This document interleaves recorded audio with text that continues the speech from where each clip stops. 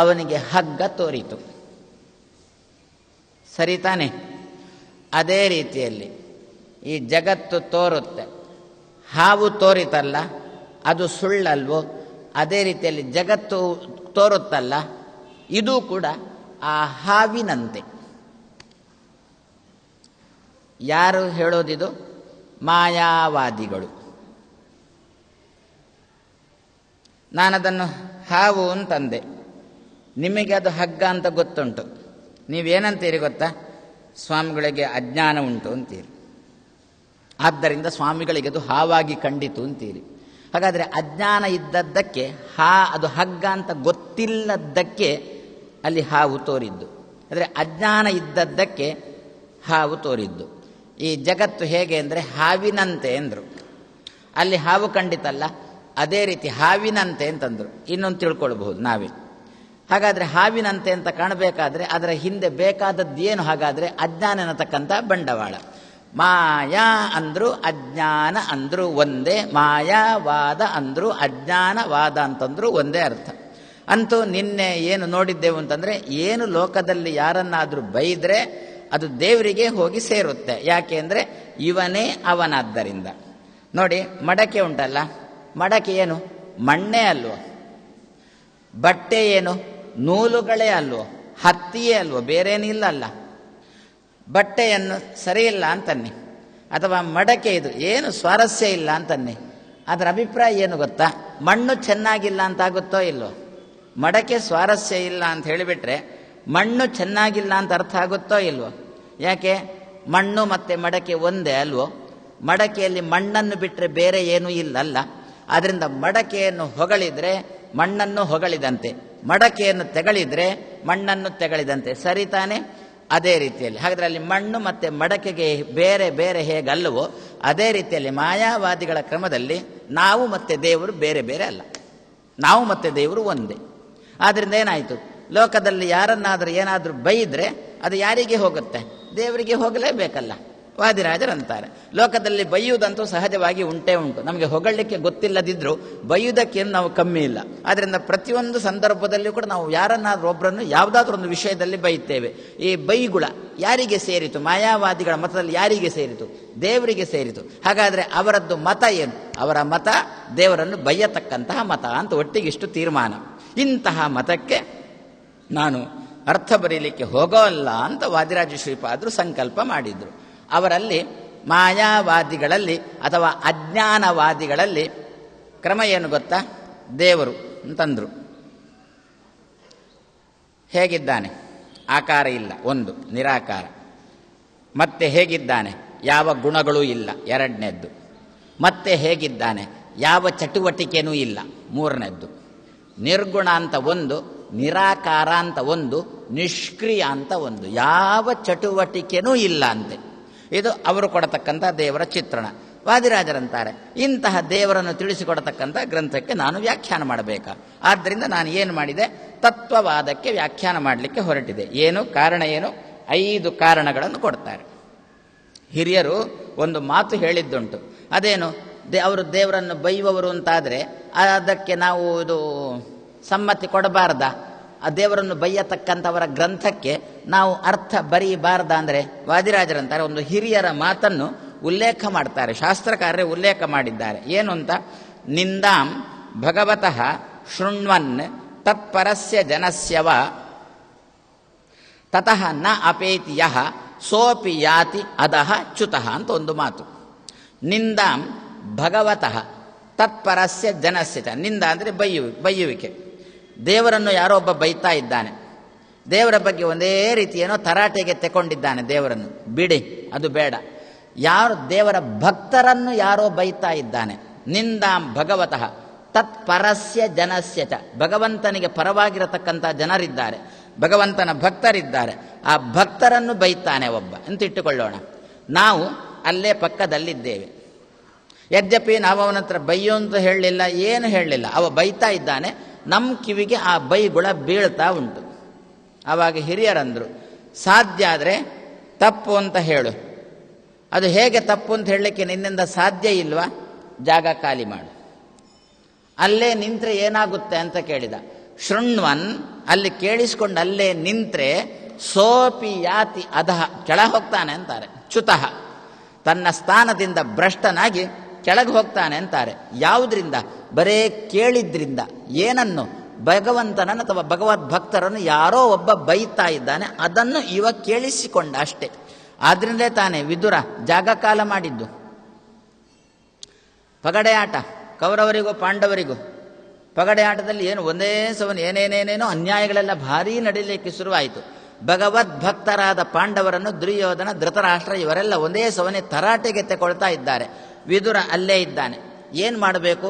ತಡೀಲಿಕ್ಕೆ ಹೋಗೋಣ ಅಂತಂದರೆ ಅವರು ದೊಡ್ಡವರು, ಅವರು ರಾಜರು, ಕ್ಷತ್ರಿಯರು, ಇವ ಶೂದ್ರ ಜಾತಿಯಲ್ಲಿ ಸೇರಿದವ. ತಡೀಲಿಕ್ಕೆ ಇವನ ಹತ್ರ ಸಾಮರ್ಥ್ಯ ಇಲ್ಲ. ಏನು ಮಾಡಿದ? ಎದ್ದು ನಿಂತು ಈ ಸಭೆಯಲ್ಲಿ ಅನ್ಯಾಯ ನಡೀತಾ ಉಂಟು ಅಂತ ಇಷ್ಟು ಮಾತಂದ, ಜಾಗ ಖಾಲಿ ಮಾಡಿದ. ಆದ್ರಿಂದಲೇ ಸಂಧಾನಕ್ಕೆ ಬಂದಿರತಕ್ಕಂಥ ಕೃಷ್ಣ ಹೋಗಿ ಸೇರಿದ್ದೆ ವಿದುರನ ಮನೆಯಲ್ಲಿ. ಕೃಷ್ಣ ಹೋಗಿ ರಾತ್ರಿ ತಂಗಿದ್ದೆ ವಿದುರನ ಮನೆ. ಯದ್ಯಪಿ ಭೀಷ್ಮರಿದ್ರು, ದ್ರೋಣ, ಕೃಪಾ, ಅಶ್ವತ್ಥಾಮ ಅಂತ ಭಾರಿ ಜನ ಇದ್ರು. ಇವರೆಲ್ಲ ಎಣಿಸಿಕೊಂಡಿದ್ರೂ ಕೂಡ ಕೃಷ್ಣ ನಮ್ಮ ಮನೆಗೆ ಬರ್ತಾನೆ ಇವತ್ತು ರಾತ್ರಿ ತಂಗಲಿಕ್ಕೆ, ನಾವು ದೊಡ್ಡ ಆಚಾರ್ಯರು, ನಾವು ದೊಡ್ಡ ಕ್ಷತ್ರಿಯ, ನಮ್ಮ ಮನೆಗೆ ಖಂಡಿತ ಬರ್ತಾನೆ ಅಂತ ಎಣಿಸಿದ್ರೆ ಕೃಷ್ಣ ಯಾರ ಮನೆಗೂ ಹೋಗಿಲ್ಲ. ಯಾಕೆ ಹೋಗಿಲ್ಲ? ಮರುದಿವಸ ಕೇಳಿದ್ರು, ಎಲ್ಲರೂ ಕೇಳಿದ್ರು, ನಮ್ಮ ಮನೆಗೆ ಬಾರದೆ ಯಾರೋ ಒಬ್ಬ ಶೂದ್ರ ವಿದುರನ ಮನೆಗೆ ಹೋಗಿಬಿಟ್ಟಿಯಲ್ಲ ಕೃಷ್ಣ, ನೀನೊಬ್ಬ ಕ್ಷತ್ರಿಯನಾಗಿ ಯಾರದ್ದೋ ಮನೆಗೆ ಹೋಗೋದು ಅಂತ ಕೇಳಿದ್ದಕ್ಕೆ ಕೃಷ್ಣ ಕೊಟ್ಟ ಉತ್ತರ ದ್ರೌಪದಿ ಉಪೇಕ್ಷಿತ ಅಂತ. ಆ ಸಭೆಯಲ್ಲಿ ಒಂದು ಹೆಣ್ಮಗಳಿಗೆ ತೊಂದರೆ ಆಗ್ತಾ ಇರುವಾಗ ನೀವೆಲ್ಲ ಕಣ್ಕಂಡು ಬಿಟ್ಟು ನೋಡ್ತಾ ಇದ್ರಲ್ಲ, ಆದ್ದರಿಂದ ನಾನು ನಿಮ್ಮ ಮನೆಗೆ ಬರಲಿಲ್ಲ, ವಿದುರನ ಮನೆಗೆ ಹೋದೆ. ನನ್ನ ಭಕ್ತರಿಗೆ ತೊಂದರೆ ಆಗತಕ್ಕಂತಹ ಜಾಗದಲ್ಲಿ ಯಾರು ಅದಕ್ಕೆ ಪ್ರೋತ್ಸಾಹ ಕೊಡ್ತಾರೋ, ಪ್ರೋತ್ಸಾಹ ಕೊಡದೆ ಸುಮ್ಮನೆ ಅಲ್ಲಿ ಇರ್ತಾರೋ, ಪ್ರತಿಭಟಿಸಲಿಕ್ಕೂ ಹೋಗುವುದಿಲ್ಲ, ಸುಮ್ಮನೆ ಅಲ್ಲೇ ಕೇಳಿಕೊಂಡು ಯಾರು ಕೂಡ್ತಾರೋ ಸೋಪಿ ಯಾತಿ ಅಧಃ, ಅವನು ಕೆಳಗೆ ಹೋಗ್ತಾನೆ ಅಂತ. ಆದ್ದರಿಂದ ಅಲ್ಲ, ನಮಗೆ ಖಂಡಿಸಲಿಕ್ಕೆ ಸಾಧ್ಯ ಆಗುವುದಿಲ್ಲ. ಅದು ತಪ್ಪು ಅಂತ ಗೊತ್ತು, ಹೇಗೆ ತಪ್ಪು ಅಂತ ಹೇಳಬೇಕು ನಮಗೆ ಗೊತ್ತಿರುವುದಿಲ್ಲ. ತುಂಬ ಸಂದರ್ಭದಲ್ಲಿ ಹಾಗೆ ಆಗುತ್ತೆ. ಅವ ಹೇಳೋದು ತಪ್ಪು, ದೇವರ ಬಗ್ಗೆ ಹೇಳ್ತಾ ಇರುವ ಮಾತು ಸರಿ ಇಲ್ಲ ಅಂತ ಗೊತ್ತು. ಆದರೆ ಹೇಗೆ ತಪ್ಪು, ಆ ತಪ್ಪನ್ನು ನೋಡೋಣ, ಹೇಳು ಏನು ತಪ್ಪು ಅಂತ ಹೇಳು, ಅದನ್ನು ಸರಿ ಮಾಡಲಿಕ್ಕೆ ನಮ್ಮಿಂದ ಸಾಧ್ಯ ಆಗುವುದಿಲ್ಲ. ಹಾಗಾದ್ರೆ ಏನು ಮಾಡಬೇಕು? ಜಾಗ ಖಾಲಿ ಮಾಡಬೇಕು. ಅಡಿಗೆಗೆ ಉಪ್ಪು ಕಮ್ಮಿ ಅಂತ ಗೊತ್ತು, ಅಥವಾ ಸಾರೋ ಸಾಂಬಾರು ರುಚಿಯಾಗಿಲ್ಲ ಅಂತ ಗೊತ್ತು. ನಾವು ಊಟಕ್ಕೆ ಕೂತಾಗ ಹೇಳಿದೆವು, ಏನು ಸಾರು ಏನು ಸರಿಯಾಗಿಲ್ಲ ಅಂತಂದೆವು. ಆವಾಗ ಕೇಳ್ತಾನೆ ಅಡಿಗೆಯು, ಹಾಗಾದರೆ ಹೇಗೆ ಸರಿ ಮಾಡಬೇಕು ಹೇಳಲಿಕ್ಕೆ ನಮ್ಗೆ ಬರೋಲ್ಲ. ಅದಕ್ಕೆ ಯಾವ್ಯಾವ್ದು ಎಷ್ಟೆಷ್ಟು ಹಾಕಬೇಕು ನಮಗೆ ಹೇಳಲಿಕ್ಕೆ ಬರೋಲ್ಲ. ಸರಿ ಇಲ್ಲ ಅಂತ ಇಷ್ಟು ಗೊತ್ತು ನಮಗೆ ಅಲ್ವೋ? ಆವಾಗ ಅಡಿಗೆ ಅಂತಾನೆ, ಸರಿ ಹೇಳಲಿಕ್ಕೆ ಬರೋದಾದರೆ ಮಾತ್ರ ಹೇಳಬೇಕು, ಇಲ್ಲದ್ರೆ ಪುಕ್ಕಟೆ ಊಟ ಮಾಡಿಕೊಂಡು ಹೋಗಬೇಕು ಅಂತಾನೆ. ಅವ ಬೈದೇ ಬಿಡ್ತಾನೆ ಅಡಿಗೆವ ಅಂತೂ. ಹಾಗಾದರೆ ಹೇಗೆ ಊಟದಲ್ಲಿಯೂ ಕೂಡ ಸರಿ ಇಲ್ಲ ಅಂತ ಗೊತ್ತಿರುತ್ತೆ, ತಪ್ಪು ಅಂತ ಗೊತ್ತಿರುತ್ತೆ, ಸರಿ ಮಾಡುವುದು ಹೇಗೆ ಅಂತ ಗೊತ್ತಿರುವುದಿಲ್ಲಲ್ಲ. ಹಾಗಾದ್ರೆ ಏನು ಮಾಡಬೇಕು? ನಿನಗೆ ಸರಿ ಮಾಡಿ ಹೇಗೆ ಅಂತ ಗೊತ್ತಿರಲ್ಲೋ, ಪುಕ್ಕಟೆ ಊಟ ಮಾಡಿ ಎದ್ಕೊಂಡು ಹೋಗಿಬಿಡಬೇಕು. ಅದೇ ರೀತಿಯಲ್ಲಿ ಪುಕ್ಕಟೆ ಜಾಗ ಖಾಲಿ ಮಾಡಬೇಕು. ದೇವರನ್ನು ಬೈತಾ ಇದ್ದಾನೆ, ತಪ್ಪು ಅಂತ ಗೊತ್ತು, ಹೇಗೆ ಸರಿ ಮಾಡಬೇಕು ಅಂತ ಗೊತ್ತಿಲ್ಲಲ್ಲ, ಜಾಗ ಖಾಲಿ ಮಾಡು. ಶೃಣ್ವನ್, ಅದನ್ನು ಕೇಳಿಸಿಕೊಂಡು ಯಾರು ಅಲ್ಲೇ ಇರ್ತಾನೋ, ಬೈದವನ ಒಟ್ಟಿಗೆ ಕೇಳಿಸಿಕೊಂಡು ಸುಮ್ಮನೆ ಅಲ್ಲಿದ್ದವನೂ ಕೂಡ ಯಾತಿ ಅಧಃ, ಕೆಳಗೆ ಹೋಗ್ಲಿಕ್ಕೆ ಆರಂಭ ಮಾಡ್ತಾನೆ, ಚ್ಯುತನಾಗುತ್ತಾನೆ ಅಂತ ಹೇಳಿದ ಮಾತು ವಾದಿರಾಜರಂತಾರೆ. ಹಾಗಾದ್ರೆ ಇದು ಈ ಮತ ದೇವರನ್ನು ಬೈತಾ ಉಂಟು ನನಗೆ ಸ್ಪಷ್ಟ ಗೊತ್ತಿರುವಾಗ ಯಾರಿಗಾದ್ರೂ ಗೊತ್ತಿರಬೇಕು ಅಂತಾದ್ರೆ ಇಂತಹ ಮತಕ್ಕೆ ನಾನು ಪ್ರೋತ್ಸಾಹ ಕೊಟ್ಟರೆ, ಇವರು ಹೇಳಿದ ಅರ್ಥವನ್ನು ನಾನು ಸಮಾಜಕ್ಕೆ ಪ್ರಚಾರ ಮಾಡ್ತಾ ಪ್ರೋತ್ಸಾಹ ಕೊಟ್ಟರೆ ನಾನು ಚ್ಯುತನಾಗಬೇಕಾದೀತು. ಆದ್ರಿಂದ ಈ ಮತಕ್ಕೆ ನಾನು ಅರ್ಥ ಬರೆಯೋಲ್ಲ ಅಂತ ಹೇಳ್ತಾ 5 ಕಾರಣ ಕೊಡ್ತಾರೆ. ಏನದು? ಒಂದು ಪರತ್ವಾತ್ ಅಂತ ಮೊದಲನ ಕಾರಣ. ಏನು ಪರತ್ವಾತ್? ನಂತರದಲ್ಲಿ ಬಂದದ್ದು. ಯಾವುದು? ಮಧ್ವರ ಸಿದ್ಧಾಂತ. ಮಧ್ವರು, ದೇವರ ಬಗ್ಗೆ ಮಧ್ವರು ಕೊಡುವ ಚಿತ್ರಣ ನಂತರದಲ್ಲಿ ಬಂದದ್ದು ಪರತ್ವಾತ್. ಏನು ನಿಯಮ? ನಂತರದಲ್ಲಿ ಯಾವುದು ಬರುತ್ತೋ ಪೂರ್ವದ್ದು ಮೊದಲಿದ್ದದ್ದು ತನ್ನಿಂತಾನೇ ಹೋಗುತ್ತೆ ಅಷ್ಟೇ. ಹೊಸ ವಸ್ತ್ರ ಬಂತೋ ಹಳೆ ವಸ್ತ್ರಕ್ಕೆ ತನ್ನಿಂತಾನೇ ತಿಲಾಂಜಲಿ.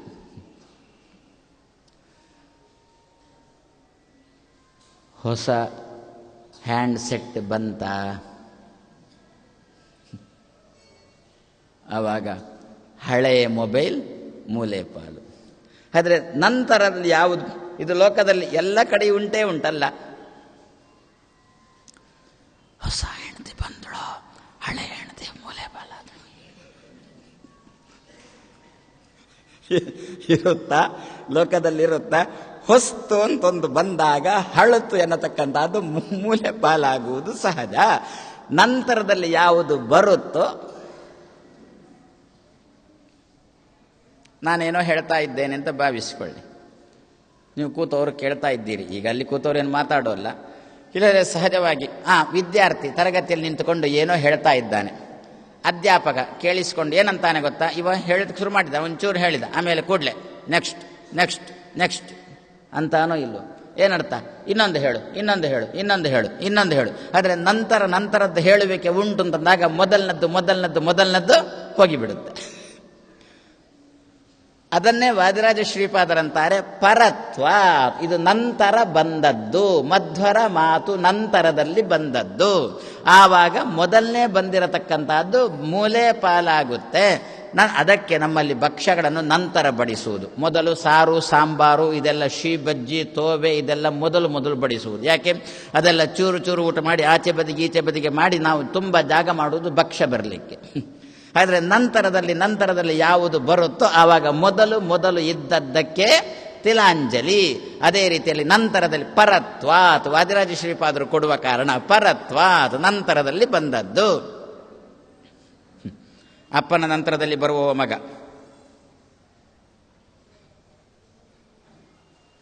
ಜನಗಳೆಲ್ಲ ಯಾರಿಗೆ ಅಪ್ಪನಿಗೆ ನಿವೃತ್ತಿಯಾಗುವ ಸಮಯ ಬಂತು, ಇನ್ನು ಮಗ ತಯಾರಾಗುತ್ತಾ ಇದ್ದಾನೆ. ಆವಾಗ ಜನಗಳು ಏನು ಮಾಡ್ತಾರೆ? ಮಗನ ಸುತ್ತಮುತ್ತನೇ ತಿರುಗಾಡ್ತಾರೆ. ನಂತರದಲ್ಲಿ ಬರುವವ ಅಪ್ಪನಿಗೆ ವಯಸ್ಸಾಯಿತು, ಇವರದ್ದು ಪರ್ಯಾಯ ಮುಗೀತಾ ಬಂದರೆ ಮತ್ತೆ ನಾವೆಲ್ಲ ಸುತ್ತು ಬರುವುದು ಯಾರಿಗೆ? ನಂತರದಲ್ಲಿ ಯಾರದು ಪರ್ಯಾಯವೋ ಅವರಿಗೆ ಸುತ್ತು ಬರುವುದು. ಸಾಮಾನ್ಯವಾಗಿ ನಂತರದಲ್ಲಿ ಯಾರು ಬರ್ತಾರೋ ಆವಾಗ ಮೊದಲು ಬಂದವರಿಗೆ ತಿಲಾಂಜಲಿ. ಆದ್ದರಿಂದ ವಾದಿರಾಜ ಇದು ಲೋಕದ ಯುಕ್ತಿ ಅಲ್ವೋ? ಅದಕ್ಕೆ ಯುಕ್ತಿ ಚೆನ್ನಾಗಿ ಪರಿಮಳ ಬರುತ್ತಲ್ಲ, ನಮಗೆ ನಿಮಗೆ ಅನುಭವಕ್ಕೆ ಬರತಕ್ಕಂಥ ಮಾತನ್ನೇ ವಾದಿರಾಜರು ಹೇಳ್ತಾ ಇದ್ದಾರಲ್ಲ. ಮೊದಲನೇ ಕಾರಣ ಪರತ್ವಾತ್, ಮಧ್ವ ಮತ ನಂತರದಲ್ಲಿ ಬಂದದ್ದು. ಆವಾಗ ಮೊದಲನೇ ಮತಕ್ಕೆ ತಿಲಾಂಜಲಿ ಸಹಜ, ಪರತ್ವಾತ್. ಎರಡನೇದ್ದು ನಿಷೇಧೃತ್ವಾತ್. ನಮ್ಮಲ್ಲಿ ಈಗಲೂ ಒಂದು ಲೋಕದಲ್ಲಿ ಗಾದೆ ಉಂಟು, ಮೊದಲು ಬಂದ ಕಿವಿಗಿಂತ ನಂತರದಲ್ಲಿ ಬಂದಂಥ ಕೊಂಬು ಗಟ್ಟಿ ಅಂತ. ನಂತರದಲ್ಲಿ ಬರತಕ್ಕಂಥ, ಯದ್ಯಪಿ ಕೋಡು ನಂತರದಲ್ಲಿ ಬಂದದ್ದು ಸರಿ ಉಂಟಲ್ಲ. ಹಾಗಾದರೆ ಪರತ್ವಾತ್, ನಂತರದಲ್ಲಿ ಬಂದದ್ದು ಮೊದಲನೇದನ್ನು ಪೀಡಿಸುತ್ತೆ. ಆ ಕೋಡು ಈ ಕಿವಿಯನ್ನೇ ಚುಚ್ಚಲಿಕ್ಕೆ ಆರಂಭ ಮಾಡುತ್ತೆ. ಯಾಕೆ? ಅದು ಗಟ್ಟಿ ಉಂಟು, ನಂತರದಲ್ಲಿ ಬಂದದ್ದು. ಹಾಗಾದ್ರೆ ನಿಷೇಧೃತ್ವಾತ್, ಖಂಡನೆ ಮಾಡುತ್ತೆ. ನೋಡಿ, ಪ್ರಶ್ನೆ ಉತ್ತರ ಅಲ್ವೋ? ಪ್ರಶ್ನೆ ಮೊದಲು, ಉತ್ತರ ನಂತರ ಅಲ್ವೋ? ಇದರಲ್ಲಿ ಯಾವುದು ಪ್ರಬಲ ಅಂದರೆ ಉತ್ತರ ಪ್ರಬಲ. ಯಾಕೆ? ನಂತರದಲ್ಲಿ ಬಂದದ್ದು ಒಂದು. ಎರಡನೇ ಕಾರಣ ಏನು? ಮೊದಲನದ್ದನ್ನು ಖಂಡಿಸುತ್ತೆ, ನಿಷೇಧೃತ್ವಾತ್ ಅಲ್ವೋ? ಏನು ಪ್ರಶ್ನೆ ಮಾಡಿರ್ತಾನೋ ಆ ಪ್ರಶ್ನೆಯನ್ನು ತಪ್ಪು ಅಂತ ಹೇಳಿ ಮತ್ತೆ ಉತ್ತರ ಸ್ಥಾಪನೆ ಆಗುವುದು ತಾನೆ. ಹಾಗಾದ್ರೆ ನೋಡಿ, ಉತ್ತರದಲ್ಲಿ ಕೊಡತಕ್ಕಂಥ ಉತ್ತರದಲ್ಲಿ ಪರತ್ವ ಇದೆ, ನಂತರದಲ್ಲಿ ಬರುವುದು ಉತ್ತರ. ಆಮೇಲೆ ಏನುಂಟು? ನಿಷೇಧೃತ್ವಾತ್, ಮೊದಲನೇ ಪ್ರಶ್ನೆಯನ್ನು ಖಂಡಿಸುತ್ತೆ, ಮೊದಲನೇ ಪ್ರಶ್ನೆಯನ್ನು ನಿರ್ನಾಮ ಮಾಡಿಬಿಡುತ್ತೆ. ಆದ್ದರಿಂದ ಪ್ರಕೃತ ಈಗ ಮಧ್ವಮತ ಉಂಟಲ್ಲ, ಮಧ್ವರು ಕೊಟ್ಟ ಸಿದ್ಧಾಂತ ವಿಚಾರ ಉಂಟಲ್ಲ, ಇದು ನಂತರದಲ್ಲಿ ಬಂದದ್ದೆನ್ನುವ ಒಂದು ಕಾರಣ ಇಷ್ಟೇ ಅಲ್ಲ, ಮೊದಲು ಬಂದಿರತಕ್ಕಂಥ ಅಷ್ಟೂ ಮತವನ್ನು ಖಂಡಿಸುತ್ತೆ. ನಿಷೇಧೃತ್ವಾತ್. ಕೋಡಿಗೆ ಯಾಕೆ ಮಹತ್ವ? ಅದು ಮೊದಲು ಬಂದಿರತಕ್ಕಂಥ ಕಿವಿಯನ್ನು ಚುಚ್ಚುತ್ತೆ ಅಲ್ವೋ? ಕಿವಿಯನ್ನು ಘಾಸಿ ಮಾಡುತ್ತಲ್ವೋ ಕೋಡು? ಅದೇ ರೀತಿಯಲ್ಲಿ ನಂತರದಲ್ಲಿ ಬಂದದ್ದು ಅಂತ ಮಾತ್ರ ಅಲ್ಲ, ನಂತರದಲ್ಲಿ ಬಂದಿದ್ದು ಮೊದಲು ಬಂದಿರತಕ್ಕಂತಹ ಅಷ್ಟನ್ನು ಖಂಡನೆ ಮಾಡುತ್ತೆ. ಆದ್ದರಿಂದ ವಾದಿರಾಜರಂತಾರೆ ನಿಷೇಧೃತ್ವಾತ್, ಖಂಡನೆ ಮಾಡತಕ್ಕಂತಾಗ ಅದು ತಪ್ಪು ಅಂತ, ಹೀಗೆ ಆಗಬೇಕು ಅಂತ ತಿಳಿಸಿಕೊಡತಕ್ಕಂಥ ವಿಚಾರ ನಿಷೇಧೃತ್ವಾತ್. ಎರಡನೇದ್ದು. ಮೂರನೇದ್ದು ಅಂತೆ ಸಿದ್ಧೇಹೇ ಅಂತ, ಕೊನೆಯದ್ದು. ನಂತರದಲ್ಲಿ ಬಂದದ್ದು ಅಂತ ಇಷ್ಟೇ ಅಲ್ಲ, ಮೊದಲು ಬಂದದ್ದನ್ನು ಖಂಡಿಸುತ್ತೆ ಅಂತ ಇಷ್ಟೇ ಅಲ್ಲ, ಇದು ಕೊನೆಯದ್ದು ಕೂಡ. ಆದ್ದರಿಂದ ಇದಕ್ಕೆ ನಾನು ಅರ್ಥ ಬರೀತೇನೆ. ಇಲ್ಲದಿದ್ದರೆ ಏನಾಗಿದೆ ಗೊತ್ತಾ? ಬೌದ್ಧರು ನಾಸ್ತಿಕವಾದಿಗಳಿದ್ದಾರಲ್ಲ, ಏನೂ ಇಲ್ಲ, ಪುಣ್ಯ ಪಾಪ ಎಂಥದು ಇಲ್ಲ ಅಂತ ಹೇಳುವವರಿದ್ದಾರಲ್ಲ, ಅವರಿಗಿಂತ ನಂತರದಲ್ಲಿ ಬಂದವರು ಯಾರು? ಮಾಯಾವಾದಿಗಳು. ಅವರು ಏನಂದ್ರು? ಪುಣ್ಯ ಪಾಪ ಅಂತ ಉಂಟು ಅಂತ ಹೇಳಿ ಮೊದಲನವರನ್ನು ಖಂಡನೆ ಮಾಡಿದ್ರು. ನೋಡಿ, ನಂತರದಲ್ಲಿ ಬಂದರು ಮಾಯಾವಾದಿಗಳು. ಮೊದಲು ಹೇಳಿದಂತಹ ಚಾರ್ವಾಕರನ್ನು ಖಂಡಿಸಿದ್ರು, ನಾಸ್ತಿಕರನ್ನು ಖಂಡಿಸಿದ್ರು. ಆದರೆ ಅದಕ್ಕೆ ಮಹತ್ವ ಬಂತ? ಬರಲಿಲ್ಲ. ಮಾಯಾವಾದಕ್ಕೆ ಮಹತ್ವ ಬಂತ? ಬರಲಿಲ್ಲ. ಯಾಕೆ? ಅದು ಕೊನೆಯದ್ದು ಆಗಿರಲಿಲ್ಲ. ಯಾಕೆ? ಅದಕ್ಕಿಂತ ಮತ್ತು ಬೇರೆ ಮತಗಳು ಬಂತು. ಇದು ಹಾಗಲ್ಲ, ಮಧ್ವರ ಮಾತು ಹಾಗಲ್ಲ. ಅಂತೆ ಕೊನೆಗೆ ಬಂದದ್ದು. ಇದರ ನಂತರ ಮಧ್ವರ ಮಾತನ್ನು ಖಂಡಿಸಿ ಇನ್ನೊಂದು ಮಾತು ಇಷ್ಟರ ತನಕ ಬರಲಿಲ್ಲ. ಹಾಗಾದರೆ ವ್ಯಾಖ್ಯಾನ ಮಾಡಬೇಕು ಅಂತಾದರೆ ನಂತರದಲ್ಲಿ ಬಂದದ್ದೆನ್ನುವ ಉದ್ದೇಶದಿಂದ ಇಷ್ಟೇ ವ್ಯಾಖ್ಯಾನ ಮಾಡಿದ್ದಲ್ಲ, ಮೊದಲನೇದ್ದನ್ನು ಖಂಡನೆ ಮಾಡಿದೆ ಅಂತ ಇಷ್ಟೇ ಉದ್ದೇಶದಿಂದ ವ್ಯಾಖ್ಯಾನ ಮಾಡಿದ್ದು ಅಲ್ಲ. ಮತ್ತೆ ಇದು ಅಂತೆ ಸಿದ್ಧ, ಕೊನೆಗೆ ತೀರ್ಮಾನ, ಇದನ್ನು ಖಂಡಿಸುವ ಇನ್ನೊಂದು ಮಾತು ಬರಲಿಲ್ಲ. ಆದ್ದರಿಂದ ಅಂತೆ ಸಿದ್ಧೇ, ಕೊನೆಗೆ ಇದು ಬಂದಂತಹ ಮಾತು. ಮಧ್ವರ ಮಾತು ಕೂಡ ತಪ್ಪು ಅಂತ ಹೇಳಿಕೊಂಡು ಇಷ್ಟ ತನಕ ಯಾರೂ ಬಂದಿಲ್ಲ. ಅಂತೆ ಸಿದ್ಧೇ, ಕೊನೆಗೆ ಸಿದ್ಧವಾದ್ದರಿಂದ ಅಂತ ಮೂರನೇ ಕಾರಣ. ನಾಲ್ಕನೇ ಕಾರಣ ಪ್ರಭು ಸ್ತುತೇ ಅಂತಂದ್ರು. ಇದು ದೇವರನ್ನು ಹೊಗಳ್ತಾ ಉಂಟು. ಅಲ್ಲ, ಬೇರೆಯವರು ಕೂಡ ದೇವರನ್ನು ಹೊಗಳಲಿಲ್ವೋ? ಬೇರೆ ಯಾವ ಮತದಲ್ಲಿಯೂ ಕೂಡ ಭಗವಂತನನ್ನು ಚೆನ್ನಾಗಿ ಹೊಗಳಿದಂಥ ಕ್ರಮ ಅಂತ ಇಲ್ವೇ ಇಲ್ಲ. ಇನ್ನು ಅಲ್ಲ, ಮಾಯಾವಾದಿಗಳು ಇವರೆಲ್ಲ ದೇವರನ್ನು ಹೊಗಳಲಿಕ್ಕೆ ಅವರಲ್ಲಿ ದೇವರು ಇದ್ದರೆ ತಾನೇ ಹೊಗಳೋದು. ಅವರಲ್ಲಿ ದೇವರು ಹೇಗೆ ಅನ್ನೋದು ನಿನ್ನೆ ದಿವಸ ನಾವು ನೋಡಿ ಆಗಿದೆ ಅಲ್ವೋ. ದೇವರಲ್ಲಿ ಗುಣಗಳೇ. ಹೊಗಳುವುದಂದ್ರೆ ಏನರ್ಥ? ಹೊಗಳುವುದು ಶಬ್ದಕ್ಕೆ ಅರ್ಥ ಏನು? ಗುಣಿ ನಿಷ್ಠ, ಗುಣ ಕಥನ. ಗುಣಿಯಲ್ಲಿ ಇರತಕ್ಕಂಥ ಗುಣಗಳನ್ನು ಹೇಳುವುದಕ್ಕೆ ಹೊಗಳುವುದು ಅಂತ ಹೆಸರು. ಬರೇ ಗುಣಗಳನ್ನು ಹೇಳುವುದಕ್ಕೆ ಹೊಗಳುವುದು ಅಂತ ಹೆಸರಲ್ಲ. ಯಾವ ಗುಣಗಳನ್ನು ಹೇಳ್ತೇವೋ ಅದು ಆ ವ್ಯಕ್ತಿಯಲ್ಲಿ ಇರಬೇಕು. ಹಾಗಿದ್ರೆ ಅದಕ್ಕೆ ಹೊಗಳುವುದು ಅಂತ ಹೆಸರು. ಇಲ್ಲದಿದ್ದರೆ ಕಂಠದ ಮೇಲಿನ ಮಾತು ಅಂತ ಆಗಿಬಿಡುತ್ತೆ ಅದು. ಅಂತ ಇಲ್ಲದಿದ್ದದ್ದನ್ನು ಹೇಳಲಿಕ್ಕೆ ಶುರು ಮಾಡುವುದಂದ್ರೆ ಕಂಠದ ಮೇಲಿನ ಮಾತು. ಹೊಗಳುವುದು ಶಬ್ದದ ಅರ್ಥ ಗುಣಿ ನಿಷ್ಠ ಗುಣ ಕಥನಂ. ಅವರಲ್ಲಿ, ಮಾಯಾವಾದಿಗಳಲ್ಲಿ ದೇವರಲ್ಲಿ ಗುಣಗಳೇ ಇಲ್ಲ. ಹೊಗಳುವುದು ಎಲ್ಲಿಂದ ಬಂತು? ಹಾಗಾದ್ರೆ ಪ್ರಭು ಸ್ತುತೇ. ಇವೊಬ್ಬ ಇದ್ದ, ಸ್ವಲ್ಪ ಮಾಯಾವಾದಿಗಳಿಗಿಂತ ವಾಸಿ. ಆದರೆ ಏನು ಮಾಡೋಣ, ದೇವರಿಗೆ ನೆಮ್ಮದಿಯನ್ನೇ ಕೊಟ್ಟಿಲ್ಲ ಅವ. ಯಾರು ಅಂತಂದರೆ ಅವ ಒಬ್ಬ ಲಾಜಿಕ್ಕಿನವ, ತಾರ್ಕಿಕ ಅಂತ ಅವನನ್ನು ಕರೀತೇವೆ. ಅವ ದೇವರಿಗೆ ನೆಮ್ಮದಿಯನ್ನೇ ಕೊಟ್ಟಿಲ್ಲ, ದೇವರಲ್ಲಿ ಆನಂದವನ್ನೇ ಕೊಟ್ಟಿಲ್ಲ. ನಮಗಾದರೂ ಆನಂದ ಉಂಟು, ದೇವರಿಗೆ ಅವ ಆನಂದವನ್ನೇ ಕೊಟ್ಟು ದೇವರಲ್ಲಿ ಆನಂದವೇ ಇಲ್ಲ, ದೇವರಲ್ಲಿ ಸುಖ ಎನ್ನುವುದು ಇಲ್ಲವೇ ಇಲ್ಲ ಅಂತ ಅಂದುಬಿಟ್ಟ ಒಬ್ಬ. ಹಾಗಾದರೆ ಏನಿದು? ಇಂತಹ ಮತಗಳನ್ನು ಕೂಡ ಇಟ್ಟುಕೊಳ್ಬೇಕಾ? ವಾದಿರಾಜರಂತಾರೆ, ಯಾವ ಮತದಿಂದ ನಮ್ಮ ಪ್ರಭುವಿನ ಹೊಗಳುವಿಕೆ ಬರುತ್ತೋ, ಯಾವ ಆಚಾರ್ಯ ಭಗವಂತನನ್ನು ಹೊಗಳ್ತಾನೋ, ಯಾರ ಮಾತಿನಲ್ಲಿ ಭಗವಂತನ ಸ್ತುತಿ ಉಂಟೋ ಅಂತಹ ಮಾತಿಗೆ ನಾನು ಅರ್ಥ ಬರೀತೇನೆ. ಪ್ರಭು ಸ್ತುತೇಹೇ. ನಮಗೆಲ್ಲ ಒಡೆಯ ಭಗವಂತ ತಾನೆ, ಆ ಭಗವಂತನನ್ನು ಹೊಗಳಬೇಕು ತಾನೆ. ಮಧ್ವರ ಮತ ನೋಡಿ, ಏನು ದೇವರನ್ನು ಹೇಗೆ ಹೊಗಳ್ತಾರೆ ಅಂತಂದರೆ, ನಮಗೆ ನಿಮಗೆ ಲೆಕ್ಕ ಮಾಡಲಿಕ್ಕೆ ಸಾಧ್ಯ ಇಲ್ಲದಷ್ಟು ಗುಣಗಳಿಂದ ತುಂಬಿದ್ದಾನೆ ಅಂತಾರೆ. ಬರೇ ಒಂದೆರಡು ಗುಣ, ಅಷ್ಟು ಗುಣ, ಇಷ್ಟು ಗುಣ ಅಂತ ಏನು ಹೇಳೋಲ್ಲ, ಅನಂತ ಗುಣ ಪರಿಪೂರ್ಣ ಅಂತಾರೆ. ನಾರಾಯಣಾಯ ಮಧ್ವರು ಮಾತು. ಮಧ್ವರು ದೇವರನ್ನು ಹೊಗಳತಕ್ಕಂಥ ಕ್ರಮ. ಅವರು ಶ್ಲೋಕ ರೂಪದಲ್ಲೇ ದೇವರನ್ನು ಹೊಗಳುವುದು.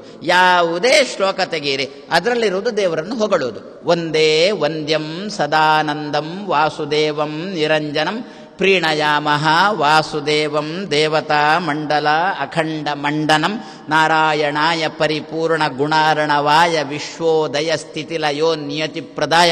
ಇದೆಲ್ಲ ಹೊಗಳುವುದಲ್ವೋ? ಕೇಳಿ, ಮಧ್ವರ ಪ್ರತಿಯೊಂದು ಅದಕ್ಕೆ ಯಾರೋ ಹೇಳಿದ್ರು, ಸ್ವಾಮಿ ಮಾಯಾವಾದಿಗಳು ಕೂಡ ಹೀಗೆ ದೇವರ ಬಗ್ಗೆ ತುಂಬ ಶ್ಲೋಕ ಮಾಡಿದ್ದಾರೆ ಅಂತ ಅಂದರು.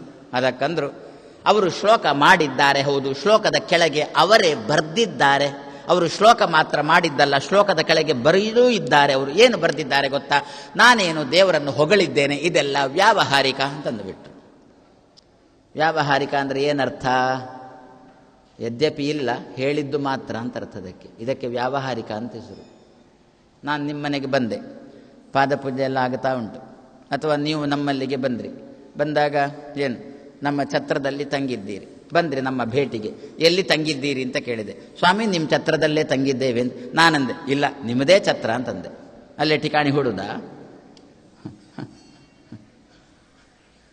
ಪಾದಪೂಜೆಗೆ ಮನೆಗೆ ಬಂದಾಗ, ಸ್ವಾಮಿ ಇದೆಲ್ಲ ನಿಮ್ಮದೇ ಅಂತಂದಾಗ ನಾನು ಶಿಷ್ಯರ ಹತ್ರ, ಹಿಡ್ಕೊಳ್ಳಿ, ಆ ಅಕ್ಕಿ ಚೀಲ ಹಿಡ್ಕೊಳ್ಳಿ, ಆ ಚಿನ್ನದ ಇದು ಹಿಡ್ಕೊಳ್ಳಿ, ಆ ಬೆಳ್ಳಿ ಪಾತ್ರ ಹಿಡ್ಕೊಳ್ಳಿ ಅಂತ ನಾನು ಅನ್ನೋದಾ?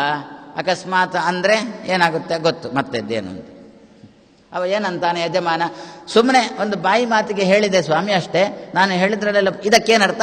ವ್ಯಾವಹಾರಿಕ ಅಂತ ಅರ್ಥ, ವ್ಯವಹಾರ ಅಂತ ಅರ್ಥ ಅಷ್ಟೇ.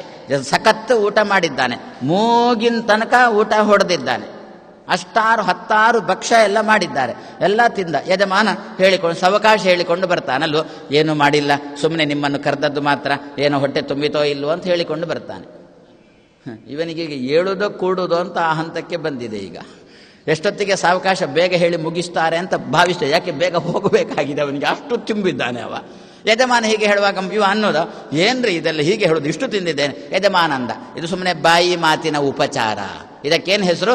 ವ್ಯಾವಹಾರಿಕ ಅಂತ ಹೆಸರು, ಇದಕ್ಕೇನು ಹೆಸರು? ವ್ಯವಹಾರ ಅಂತ ಹೆಸರು. ಅವರು ದೇವರನ್ನು ತುಂಬ ಹೊಗಳಿದ್ರು. ಕೊನೆಯಲ್ಲಿ ಪುಟ್ಟ ಸೂಚನೆ ಅಂತ ಉಂಟಲ್ಲ,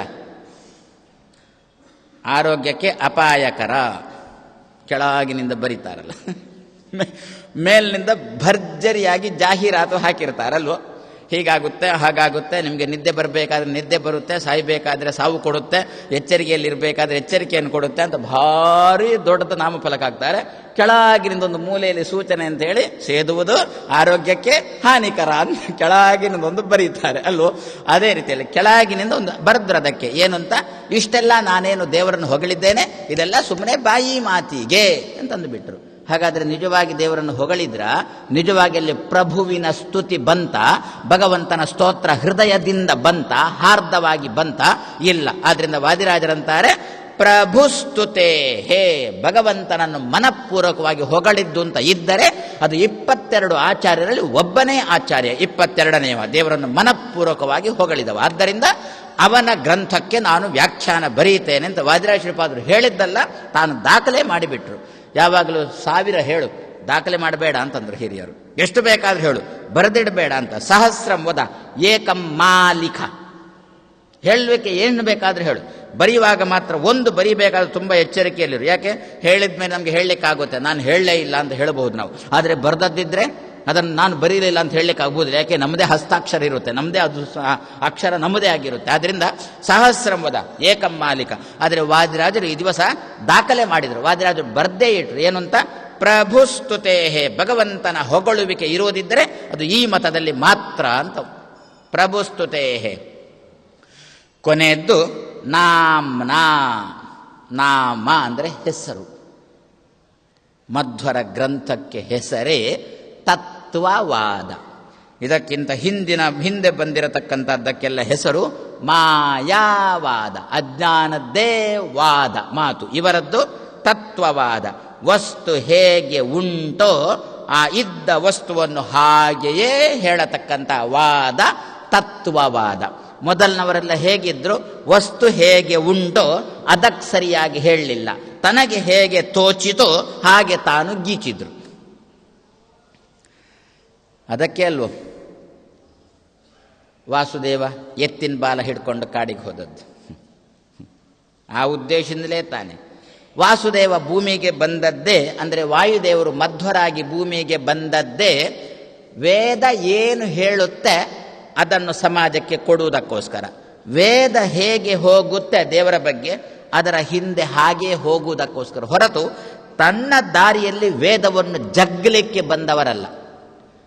ಪುಸ್ತಕದಲ್ಲಿದ್ದದ್ದನ್ನು ಮಸ್ತಕಕ್ಕೆ ತಗೊಳ್ಳಿಕ್ಕೆ ಬಂದರು ಹೊರತು ಮಸ್ತಕದಲ್ಲಿದ್ದದ್ದನ್ನು ಪುಸ್ತಕಕ್ಕೆ ತುರುಕಿಸಲಿಕ್ಕೆ ಮಧ್ವರು ಬಂದದ್ದಲ್ಲ.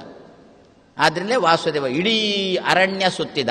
ಆ ಎತ್ತು ಹೇಗೆ ಹೇಗೆ ಹೋಗುತ್ತಿತ್ತೋ, ಒಂದು ದಿವಸ ಬೆಳಿಗ್ಗೆ ಏನು ಅಪ್ಪ ಅಮ್ಮ ಏನೋ ತಮ್ಮ ಕೆಲಸದಲ್ಲೇ ಇದ್ದಾರೆ, ಒಬ್ಬ ದೇವರ ಪೂಜೆಯಲ್ಲಿದ್ದಾರೆ ಮತ್ತು ಅಮ್ಮ ಅಡುಗೆಯಲ್ಲಿದ್ದಾಳೆ, ಏನೋ ಅದರಲ್ಲೇ ಇದ್ದಾರೆ. ವಾಸುದೇವ ಎದ್ದ, ತನ್ನ ಕೆಲಸ ಎಲ್ಲ ಮುಗಿಸಿದ. ಎತ್ತು ಆ ಹೊತ್ತಿಗೆ ಭಟ್ಟರ ಮನೆಯಿಂದ ಕಾಡಿಗೆ ಹೋಗ್ತಾ ಇತ್ತು. ವಾಸುದೇವ ಎತ್ತಿನ ಬಾಲ ಹಿಡ್ಕೊಂಡ. ಎತ್ತು ಹೇಗೆ ಹೋಗುತ್ತೋ ಹಾಗೆಯೇ ಹೋಗಲಿಕ್ಕೆ ಶುರು ಮಾಡಿದ. ಯಾರತ್ರನೂ ಹೇಳಲಿಲ್ಲ, ಅಮ್ಮ ಎತ್ತಿನ ಜೊತೆ ಕಾಡಿಗೆ ಹೋಗ್ತೇನೆ ಅಂತ ಯಾರತ್ರನೂ ಹೇಳಲಿಲ್ಲ. ಸೀದಾ ಹೋದ. ಸಾಯಂಕಾಲ ತನಕ ಎತ್ತು ಕಾಡಲ್ಲೆಲ್ಲ ಅಡ್ಡಾಡಿತು, ಹುಲ್ಲು ಗಿಲ್ಲು ಎಲ್ಲ ಮೇಯಿತು. ಸಾಯಂಕಾಲ ಹೊತ್ತಿಗೆ ತಿರುಗಿ ಬಂತು. ವಾಸುದೇವ ಹಾಗೆ ಹೇಗೆ ಎತ್ತು ಹೋಗಿತ್ತೋ ಅದೇ ಎತ್ತಿನ ಹೆಜ್ಜೆಯ ಮೇಲೆ ಹೆಜ್ಜೆ ಇಡ್ತಾ ತಾನು ಇಡೀ ಅರಣ್ಯದಲ್ಲಿ ಸುತ್ತಿ ಸಾಯಂಕಾಲದ ಹೊತ್ತಿಗೆ ತಿರುಗಿ ಮನೆಗೆ ಬಂದ. ಇದು ಯಾವುದರ ಸಂಕೇತ? ಈ ಬಾಲಲೀಲೆಯನ್ನು ಉಲ್ಲೇಖ ಮಾಡಿದ್ರು, ಮಧ್ವವಿಜಯದಲ್ಲಿ ಈ ಲೀಲೆಯನ್ನು ಉಲ್ಲೇಖ ಮಾಡಿದ್ರು. ಯದ್ಯಪಿ ನಮ್ಮಲ್ಲಿ ಆದ್ರೆ ಇದು ಬೈಲಿಕ್ಕಿದ್ದ ಶಬ್ದ ಅಲ್ವೋ. ನೀನು ಶಾಲೆ ಹೋಗೋದು ಅಷ್ಟೇ ಉಂಟು, ಎಲ್ಲಿಯಾದರೂ ಕೋಣ ಮೇಯಿಸ್ಲಿಕ್ಕೆ ಹೋಗು ಅಂತ. ನಮ್ಮಲ್ಲಿ ಬೈಲಿಕ್ಕಿದ್ದ ಶಬ್ದ.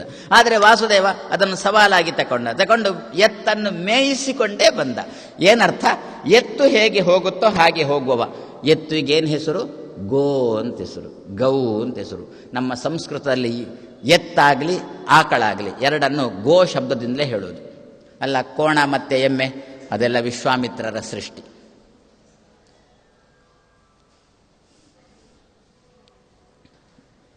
ಯಾರಿಗಾಗಿ?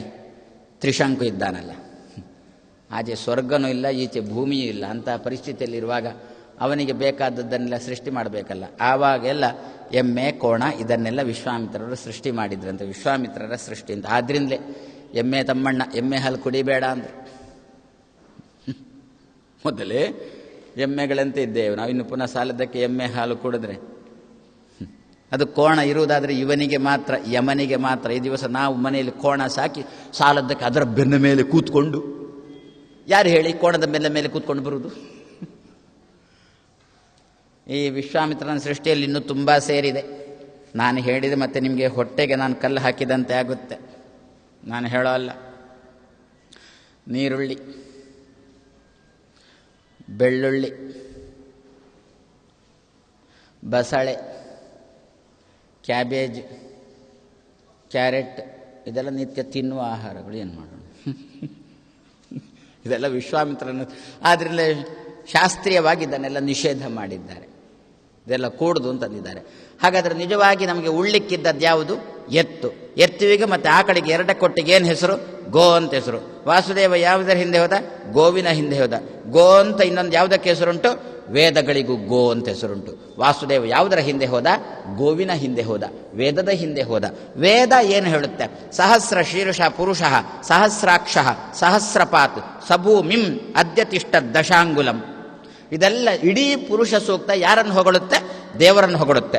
ಆ ಪುರುಷ ಸೂಕ್ತಕ್ಕೆ ಆಚಾರ್ಯ ಮಧ್ವರು ಅರ್ಥ ಬರೆದು ಸಮಾಜಕ್ಕೆ ಕೊಟ್ಟು ಪ್ರಭು ಸ್ತುತೇಹೇ, ಭಗವಂತನನ್ನು ಚೆನ್ನಾಗಿ ಹೊಗಳಿದವರು ಅಂತಂದರೆ ಆಚಾರ್ಯ ಮಧ್ವರು. ಆದ್ದರಿಂದ ಅದಕ್ಕೆ ನಾನು ಅರ್ಥ ಬರೆದೆ. ಕೊನೆಯದ್ದು ತತ್ವವಾದ.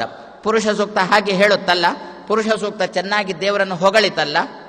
ನಾಮ್ನಾ ಪುರುಷ ಸೂಕ್ತ ಹೇಗೆ ಹೊಗಳಿದೋ ದೇವರನ್ನು, ಪುರುಷ ಸೂಕ್ತನೋ ಶ್ರೀ ಸೂಕ್ತನೋ ವಿಷ್ಣು ಸೂಕ್ತನೋ ಅಂತೂ ಸಮಗ್ರ ವೇದ ದೇವರ ಬಗ್ಗೆ ಏನು ಚಿತ್ರಣ ಕೊಟ್ಟಿತೋ ಅದೇ ರೀತಿಯಲ್ಲಿ ಆಚಾರ್ಯ ಮಧ್ವರು ಅದಕ್ಕೆ ಅರ್ಥ ಬರೆದ್ರು. ಹಾಗಾದ್ರೆ ಏನಾಯಿತು? ಮಧ್ವರ ವಾದ, ಮಧ್ವರ ಮಾತು ಏನಾಯಿತು?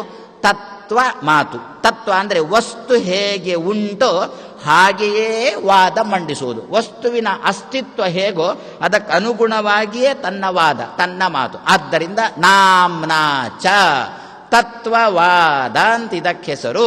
ಇದ್ದದ್ದನ್ನು ಇದ್ದ ಹಾಗೆ ಮುಲಾಜಿಲ್ಲದೆ ಹೇಳತಕ್ಕಂತಹ ಮತ ಇದು. ಆದ್ದರಿಂದ ಈ 5 ಕಾರಣಗಳಿಂದ ನಾನು ಈ ಗ್ರಂಥಕ್ಕೆ ವ್ಯಾಖ್ಯಾನ ಮಾಡ್ತಾ ಇದ್ದೇನೆ. ಆದ್ದರಿಂದ ಎಲ್ಲೋ ಯಾರಿಗೆ ಹೇಳೋದು? ವಾದಿರಾಜರು ನಮಗೆ ನಿಮಗೆ ಹೇಳೋದೇ ಅಲ್ಲ. ಮತ್ತೆ ಅವರಾಯಿತು, ಅವರ ಗ್ರಂಥ ಆಯಿತು, ಅವರ ತನ್ನ ಗ್ರಂಥ ಕೇಳ್ತಾ ಇದ್ದಾರೆ. ಆದ್ದರಿಂದ ಎಲ್ಲೋ ಮಲ್ಲಿಗೆಯೇ, ನೀನು ಎಲ್ಲಿ ಅರಳಬೇಕು, ನೀನು ಎಲ್ಲಿ ಆಗಬೇಕು? ಮಧ್ವ ಮತವೆಂಬ ಬಳ್ಳಿಯಲ್ಲಿ ನೀನು ಅರಳು. ಯಾವುದ್ಯಾವುದೋ ಬಳ್ಳಿಯಲ್ಲಿ ಅರಳಲಿಕ್ಕೆ ಹೋಗಬೇಡ. ಯಾಕೆ? ಆ ಬಳ್ಳಿ ಬೆಳೆಯುವುದೇ ಇಲ್ಲ, ಅರಳುವುದು ಎಲ್ಲಿಂದ ಬಂತು? ಆದ್ದರಿಂದ ಮಧ್ವ ಮತವೆಂಬ ಒಲ್ಲಿಯಲ್ಲಿ ಹೇ ಯುಕ್ತಿ ಮಲ್ಲಿಕೆ ನೀನು ಅರಳು ಅಂತ ವಾದಿರಾಜ ಶ್ರೀಪಾದರು ತನ್ನ ಗ್ರಂಥಕ್ಕೆ ಹೇಳ್ತಾ, ಏನು ಮಾಡೋಣ? ಲೋಕದಲ್ಲಿ ಮತ್ಸರಿಗಳು ಯಾವಾಗಲೂ ಇದ್ದಾರೆ. ಅಂದರೆ ನಿಮಗೂ ಮತ್ಸರಿಗಳು ಅಂತ ಯಾರೋ ಕೇಳಿದ. ನನ್ನ ಕಾಲದಲ್ಲಿಯೂ ಮತ್ಸರಿಗಳು ಇದ್ದರು, ನನ್ನ ಕಾಲದಲ್ಲಿ ಇದ್ದರು, ಈಗಲೂ ಮತ್ಸರಿಗಳಿದ್ದಾರೆ. ಯಾವುದಕ್ಕೆ? ಒಬ್ಬ ಏನಾದರೂ ಒಂದು ಒಳ್ಳೆಯ ಗ್ರಂಥ ಬರೆದರೆ ಆ ಗ್ರಂಥ ಸಮಾಜಕ್ಕೆ ಸಿಗಬಾರದು ಎನ್ನುವ ರೀತಿಯಲ್ಲಿ ಮಾಡಲಿಕ್ಕೆ ಬೇಕಾದ ವ್ಯವಸ್ಥಾಪಕರು ತುಂಬ ಜನ ಇದ್ದಾರೆ. ಅದನ್ನು ಮನಸ್ಸಿನಲ್ಲಿಟ್ಟುಕೊಂಡು ವಾದಿರಾಜ ಶ್ರೀಪಾದರಂತ ಇದ್ದಾರೆ. ಅಧುನಾ ನಾನು ಅವರ ಶ್ಲೋಕವನ್ನೂ ಓದ್ತೇನೆ. ಯಾಕೆಂದರೆ ತುಂಬ ಇಂಪಾದ ಶ್ಲೋಕ, ಕೇಳಲಿಕ್ಕೆ ನಮಗೆ ಅರ್ಥ ಆಗುವುದು 2ನೇ ಹಂತ. ಮೊದಲು ನಾವು ಶ್ಲೋಕಗಳನ್ನು ಸ್ಪಷ್ಟವಾಗಿ ಹೇಳುವುದು ಮೊದಲನೇ ಹಂತ. ಆ ಒಂದು ಶ್ಲೋಕದಲ್ಲಿ ಬಂದ ಅಕ್ಷರಗಳು ಎಷ್ಟು ಸಲ ಬರುತ್ತೆ ನೋಡಿ, ಅದಕ್ಕೆ ಪ್ರಾಸ ಅಂತ ಹೆಸರು. ಬಂದ ಅಕ್ಷರಗಳೇ ಪುನಃ ಪುನಃ ಬರುವುದಕ್ಕೆ ಪ್ರಾಸ ಅಂತ ಹೆಸರು. ಆ ಶ್ಲೋಕ ಓದ್ತೇನೆ.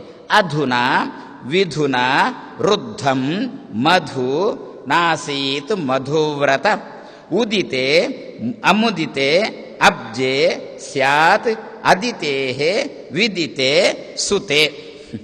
ಇದು ವಾದಿರಾಜರ ಶ್ಲೋಕ. ಒಂದಷ್ಟು ಧಕಾರಗಳು ಬಂತು, ಒಂದಷ್ಟು ತಕಾರಗಳು ಬಂತು. ಏನರ್ಥ ಇದರದ್ದು? ಒಟ್ಟಿಗೆ ತಾತ್ಪರ್ಯ ಇಷ್ಟೇ. ಏನು? ಕಮಲ ಅರಳಿದೆ ಕೊಳದಲ್ಲಿ, ಕಮಲದಲ್ಲಿ ಒಳ್ಳೆಯ ಪರಿಮಳದು ಬೀರಬೇಕು ಅಂತ ತಯಾರಾಗಿದೆ. ಏನು? ಸೂರ್ಯೋದಯ ಆಗಿದೆ, ಕಮಲ ಅರಳಿದೆ. ಏನು? ಸೂರ್ಯ ಮೇಲೆ ಮೇಲೆ ಬಂದ, ಕಮಲ ಇನ್ನಷ್ಟು ಅರಳಲಿಕ್ಕೆ ಶುರುವಾಯಿತು. ಒಳ್ಳೆಯ ರೀತಿಯಲ್ಲಿ ಮಕರಂದವನ್ನು ಚೆನ್ನಾಗಿ ಎಲ್ಲ ಸಮಾಜಕ್ಕೆ ಕೊಡೋಣ ಅಂತ ತಯಾರಾಗುತ್ತಾ ಇದ್ರೆ ಸೂರ್ಯ ಮುಳುಗುವ ಹಂತಕ್ಕೆ ಬಂತು. ಚಂದ್ರ ಮೇಲೆ ಬರಲಿಕ್ಕೆ ಶುರುವಾದ. ಚಂದ್ರ ಮೇಲೆ ಬಂದಾಗ ಏನಾಗುತ್ತೆ? ತಾವರೆ ಅಲ್ಲೇ ಮುದುಡಿಕೊಳ್ಳುತ್ತೆ. ಅಧುನಾ ವಿಧುನ ವೃದ್ಧಂ. ವೃದ್ಧ ಅಂದರೆ ತಡೆಯಲ್ಪಟ್ಟದ್ದು. ವಿಧು ಅಂತೇಳಿ ಚಂದ್ರನಿಗೆ ಹೆಸರು. ಅಧುನಾ ಅಂದರೆ ಈಗ ಅಂತ ಅರ್ಥ. ಈಗ ಚಂದ್ರನೆಂಬ ಮತ್ಸರಿಗಳಿಂದ ಎನ್ನ ಗ್ರಂಥವೆಂಬ ಕಮಲದ ಪುಷ್ಪ ಸಮಾಜಕ್ಕೆ ಸಿಗದಂತೆ ನಡೀತಾ ಇರಬಹುದು ಅಂತೊಂದು ಮಾತಂದ್ರು. ಆವಾಗಲೇ ಹೇಳಿದ್ದಾರೆ ವಾದಿರಾಜ ಶ್ರೀಪಾದರು. 600 ವರ್ಷಗಳ ಮೊದಲೇ ತನ್ನ ಗ್ರಂಥದ ಬಗ್ಗೆ ಉಲ್ಲೇಖ ಮಾಡಿದ್ದಾರೆ. ಎನ್ನ ಗ್ರಂಥ ಮುಂದೆ ಮುಂದೆ ಸಮಾಜದಲ್ಲಿ ಬರುವಾಗ ಬಹಳಷ್ಟು ಜನ ಇದಕ್ಕೆ ಅಡ್ಡ ಕಾಲು ಹಾಕುವರಿರ್ತಾರೆ ಮತ್ಸರದಿಂದ. ಅಧುನಾ ವಿಧುನಾ ವೃದ್ಧಂ ಮಧು ನಾಸೀತ್ ಮಧುವ್ರತ. ಮಧು, ಅದರಿಂದ ಅದರ ಪರಿಮಳ ಹೇಗೆ ಸಮಾಜಕ್ಕೆ ಸಿಗಲಿಕ್ಕೆ ಸಾಧ್ಯ ಆಗುತ್ತೆ? ಎನ್ನ ಯುಕ್ತಿ ಮಲ್ಲಿಕ ಎನ್ನತಕ್ಕಂಥ ಗ್ರಂಥವೆಂಬ ಕಮಲದ ಮಧು ಪರಿಮಳ, ಇದರ ಸ್ವಾರಸ್ಯ ಸಮಾಜಕ್ಕೆ ಸಿಗಲಿ ಅಂತಂದ್ರೆ ನಾನಾ ರೀತಿಯಾದ ಕುಹಕಿಗಳೆಂಬ ಜನರು ತಡೆದಿದ್ದಾರೆ. ಚಂದ್ರ ಕಲಂಕಿ ಅಲ್ವಾ? ಚಂದ್ರನನ್ನು ಕಲಂಕಿ ಅಂತ ಕರೀತೇವ? ಚಂದ್ರನ ಮೈ ಮೇಲೆ ಮೊಲದ ಚಿಹ್ನೆ ಉಂಟಾ? ಚಂದ್ರನ ಮೈ ಮೇಲೆ ಜಿಂಕೆಯ ಚಿಹ್ನೆ ಉಂಟಾ? ಅಂತೂ ಚಂದ್ರನ ಮೈ ಮೇಲೆ ಕಪ್ಪು ಉಂಟಲ್ಲ? ಕಪ್ಪು ಇದ್ರೆ ಚಂದ್ರನಿಗೊಂದು ಕಪ್ಪು ಚುಕ್ಕಿ ಉಂಟಲ್ಲ? ಚಂದ್ರ ಕಲಂಕಿ ಆದಲ್ವ? ಆದ್ರಿಂದಲೇ ಕಾಣುತ್ತೆ. ಕಲಂಕಿ ಆದ್ರಿಂದಲೇ. ನಂತರದಲ್ಲಿ ಕಲಂಕಿ ಆದದ್ದ ಅಥವಾ ಕಲಂಕಿ ಆದದ್ರಿಂದಲೋ ಏನು ಅಂತ ಗೊತ್ತಾಗ್ತಾ ಇಲ್ಲ. ಏನು? ಈ ಕಮಲ ಮುಚ್ಚುಗೊಳ್ಳುವಂತೆ ಮಾಡಿದ. ಕಮಲ ಅರಳಿದ್ದನ್ನು ತಡ್ಕೊಳ್ಳಿಕ್ಕೆ ಚಂದ್ರನಿಂದ ಸಾಧ್ಯ ಆಗಿಲ್ಲ. ಚಂದ್ರನು ಮತ್ಸರಿಯಾದ, ಕಮಲ ಬೇಗ ಮುಚ್ಚಿಕೊಳ್ಳುವಂತೆ ಮಾಡಿದ, ಕಮಲದ ಪರಿಮಳ ಸಮಾಜಕ್ಕೆ ಸಿಗದಂತೆ ಮಾಡಿದ. ಆದ್ದರಿಂದ ಚಂದ್ರ ಕಲಂಕಿಯಾದ. ಒಂದು ಒಳ್ಳೆಯ ವಿಷಯ ಸಮಾಜಕ್ಕೆ ಸಿಗುವ ಸಂದರ್ಭದಲ್ಲಿ ಯಾರು ಅಡ್ಡ ಹಾಕುತ್ತಾರೋ ಅವರನ್ನು ಕಲಂಕಿಗಳು ಅಂತ ಕರೀತೇವೆ, ಅವರನ್ನು ಮತ್ಸರಿಗಳು ಅಂತ. ಮತ್ತೆ ದೃಢ ಆಗುತ್ತೆ. ಮೊದಲು ಮಾತ್ಸರ್ಯ ಇದ್ದದ್ದಕ್ಕೆ ಅವರು ಅಡ್ಡ ಕಾಲು ಹಾಕಲಿಕ್ಕೆ ಬರ್ತಾರೆ. ಮಾತ್ಸರ್ಯ ಒಳಗಿನ ತುಂಬಿಕೊಂಡುಂಟು, ಬೆಳಕಿಗೆ ಬಂದಿರುವುದಿಲ್ಲ. ಅದು ಯಾವಾಗ ಬೆಳಕಿಗೆ ಬಂತು ಅಂತಂದ್ರೆ ಅಡ್ಡ ಕಾಲು ಹಾಕಿದಾಗ ಬೆಳಕಿಗೆ ಬಂತು. ನಂತರದಲ್ಲಿ ಸಮಾಜದಲ್ಲಿ ಮತ್ಸರಿಗಳು ಅಂತ ಪ್ರಚಾರಕ್ಕೆ ಬಂದರು. ಅಧುನಾ ವಿಧುನಾ ವೃದ್ಧಂ. ಸರಿ, ಮತ್ತೆ ಅದನ್ನು ಹಾಗಾದ್ರೆ ಪುನಃ ಬೆಳಕಿಗೆ ಯಾರು ತರಬೇಕು? ಆ ಕಮಲವನ್ನು ಬೆಳಕಿಗೆ ಯಾರು? ನಿರ್ಮಲನಾಗಿರತಕ್ಕಂಥ ಸ್ವಚ್ಛನಾಗಿರತಕ್ಕಂಥ ಸೂರ್ಯ ಉದಿಸಿಕೊಂಡು ಮರುದಿವಸ ಬರಲಿ, ಪುನಃ ಆ ಕಮಲ ಅರಳುತ್ತೆ. ಆದ್ದರಿಂದ ನನ್ನ ಗ್ರಂಥಕ್ಕೆ ಎಲ್ಲ ಕಾಲದಲ್ಲಿಯೂ ಕೂಡ ಚಂದ್ರನಂತೆ ಕೆಲವು ಪ್ರತಿಸ್ಪರ್ಧಿಗಳು ಇರಬಹುದು, ಚಂದ್ರನಂತೆ ಕೆಲವು ಪಾತಿಕೆಗಳು ಇರಬಹುದು, ಸೂರ್ಯನಂತೆ ಕೆಲವು ವ್ಯಕ್ತಿಗಳು ಅದನ್ನು ಬೆಳಕಿಗೆ ತರತಕ್ಕಂಥವರು ಇರಬಹುದು. ಆದ್ದರಿಂದ ವಾದಿರಾಜ ಶ್ರೀಪಾದ ತನ್ನ ಗ್ರಂಥ, ಯದ್ಯಪಿ ರಾಜರು ಭಾರೀ ಗ್ರಂಥಗಳನ್ನು ಬರೆದಿದ್ದಾರಂತೆ, ಭಾರೀ ಸ್ತೋತ್ರಗಳನ್ನು ಬರೆದಿದ್ದಾರಂತೆ. ಅದರಲ್ಲಿ ನಮಗೀಗ ಎಲ್ಲ ಉಪಲಬ್ಧಿ ಇಲ್ಲವೇ ಇಲ್ಲ, ಎಲ್ಲ ಗ್ರಂಥಗಳು ಸಿಗುವುದೇ ಇಲ್ಲ. ಅದು ಹೀಗೆ ಅದರ ಬಗ್ಗೆ ಏನೋ ಹೇಳ್ತಾರೆ, ಕತೆ ಎಷ್ಟು ಸರಿ ಎಷ್ಟು ತಪ್ಪು ಅಂತ ಗೊತ್ತಿಲ್ಲ.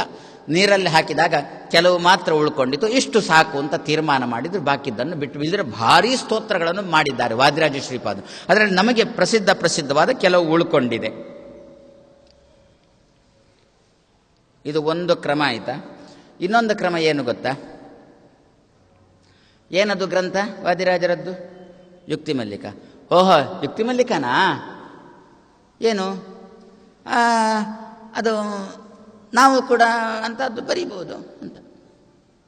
ಪುಟ್ಟ ಪುಟ್ಟ ಶ್ಲೋಕಗಳು ತಾನೆ, ಅನುಷ್ಠುಪ್ ಶ್ಲೋಕ ಅಂತ ಅದಕ್ಕೆ ಹೆಸರು. ಚಿಕ್ಕ ಚಿಕ್ಕ ಶ್ಲೋಕಗಳು ತಾನೆ, ನಾವು ಮಾಡ್ಬೋದು. ಅವ್ರು ಎಷ್ಟು ಮಾಡಿದ್ದಾರೆ? ಒಂದು 5-6 ಸಾವಿರ ಮಾಡಿದ್ದಾರೆ. ನಾನು 7-8 ಸಾವಿರ ಮಾಡ್ತೇನೆ, ನಾನು ಒಂದು ಮಾಡಿಕೊಂಡು ಬರ್ತೇನೆ ಅಂತ ಹೀಗೆ ಹೇಳುವವರು ಕೆಲವರಿದ್ದಾರೆ. ಈ ಯುಕ್ತಿ ಮಲ್ಲಿಕೆ ಯಾವ ರೀತಿ ಉಂಟೋ, ಎಷ್ಟೆಷ್ಟು ಪುಟ್ಟ ಪುಟ್ಟ ಶ್ಲೋಕದಲ್ಲಿ ಉಂಟೋ ಅದೇ ರೀತಿಯ ಶ್ಲೋಕಗಳನ್ನು ಕೆಲವರು ರಚನೆ ಮಾಡಿ ನಂದು ಒಂದು ಗ್ರಂಥ ಅಂತ ಹೇಳಿಕೊಂಡು ಬರುವವರಿದ್ದಾರೆ. ಇಂದು ಕೃತಕ ಡುಪ್ಲಿಕೇಟ್ ಅಂತ ಹೇಳ್ತೇವಲ್ಲ, ಆ ರೀತಿ ಮಾಡಿಕೊಂಡು ಬರೋರಿದ್ದಾರೆ. ವಾದಿರಾಜರಂದ್ರು ಬರಲಿ ಅಂತಂದರು. ಅಂಥವರು ಬರಲಿ. ಅಲ್ಲ, ನಿಮ್ಮ ಗ್ರಂಥಕ್ಕೆ ಆವಾಗ ಬೆಲೆ, ನನ್ನ ಗ್ರಂಥ ಏನಾಗೋದಿಲ್ಲ, ಹೇಗಿರಬೇಕು ಹಾಗೇನೇ ಇರುತ್ತೆ ಅಂತ. ಹೇಗದು? ಅದಕ್ಕೊಂದು ಉದಾಹರಣೆ ಕೊಡ್ತಾರೆ. ಅವರೊಂದು ಉದಾಹರಣೆ ಕೊಟ್ಟರು ನಮಗೆ ಹೌದು ಅಂತ ತೋರಬೇಕು. ತುಲಯ ಮಲಯಾದ್ರಿ ಉತ್ತ ಚಂದನೇನ ಇಂಧನಂ ಕಲಹ. 2 ತಕ್ಕಡಿ, 2 ತಕ್ಕಡಿಯಲ್ಲಿ 2 ಕಟ್ಟಿಗೆ ಸರಿಯಾಗಿ ತೂಗುತ್ತಾ ಇದ್ದಾರೆ. ತೂಕ 2 ಕಟ್ಟಿಗೆದ್ದು ಸಮಾನ ಉಂಟು. ಒಂದರಲ್ಲಿ ಏನು ಗೊತ್ತಾ? ಒಂದು ತಕ್ಕಡಿಯಲ್ಲಿ ಯಾವ ಕಟ್ಟಿಗೆ ಗೊತ್ತಾ? ಒಂದು ತಕ್ಕಡಿಯಲ್ಲಿ ಚಂದನ, ಗಂಧ, ಅಗುರು ಗಂಧ ಒಂದು ತಕ್ಕಡಿಯಲ್ಲಿ. ಇನ್ನೊಂದು ತಕ್ಕಡಿಯಲ್ಲಿ ಏನು ಗೊತ್ತಾ? ಕಟ್ಟಿಗೆ, ಒಲೆ ಉರಿಸಲಿಕ್ಕಿದ್ದಂಥ ಕಟ್ಟಿಗೆ. 2 ತಕ್ಕಡಿಯಲ್ಲಿ 2 ಕಟ್ಟಿಗೆ ಹಾಕಿದ್ದು, 2ರದ್ದು ತೂಕ ಸಮಾನ ಉಂಟು. ವಾದಿರಾಜರಂತಾರೆ, ಯುಕ್ತಿ ಮಲ್ಯಕ ಅನ್ನತಕ್ಕಂಥದ್ದು ಒಂದು ಗ್ರಂಥ. ಇನ್ನೊಬ್ಬ ಯಾರೋ ಇದರಂತೆ ಇರಬೇಕು ಅಂತ ಮತ್ತೊಂದು ಗ್ರಂಥ ರಚನೆ ಮಾಡಿದ. ಮೇಲ್ನೋಟಕ್ಕೆ ನೋಡಿದಾಗ 2 ಕಟ್ಟಿಗೆ.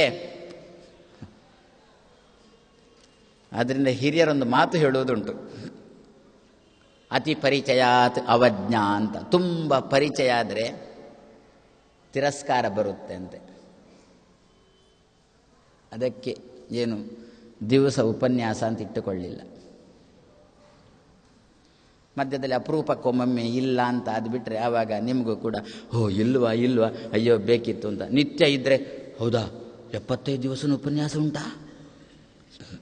ಅಲ್ಲ, ನೀವು ಯಾರು ತಲೆ ತುರಿಸೋಲ್ಲ. ಅದು ಸಾಮಾನ್ಯವಾಗಿ ಒಂದು ಕೆಲವರಿಗಾದರೂ ಇರಬಹುದು ಅಂತ. ಅಲ್ಲ, ರಾಜಾಂಗಣಕ್ಕೆ ಬಂದವರೊಂದು ಇಲ್ಲವೇ ಇಲ್ಲ ಬಿಡಿ, ಬಾರದವ್ರು ತಲೆ ತುರಿಸಿಕೊಳ್ಬಹುದು. ಅಂತೂ ಯಾವಾಗಲೂ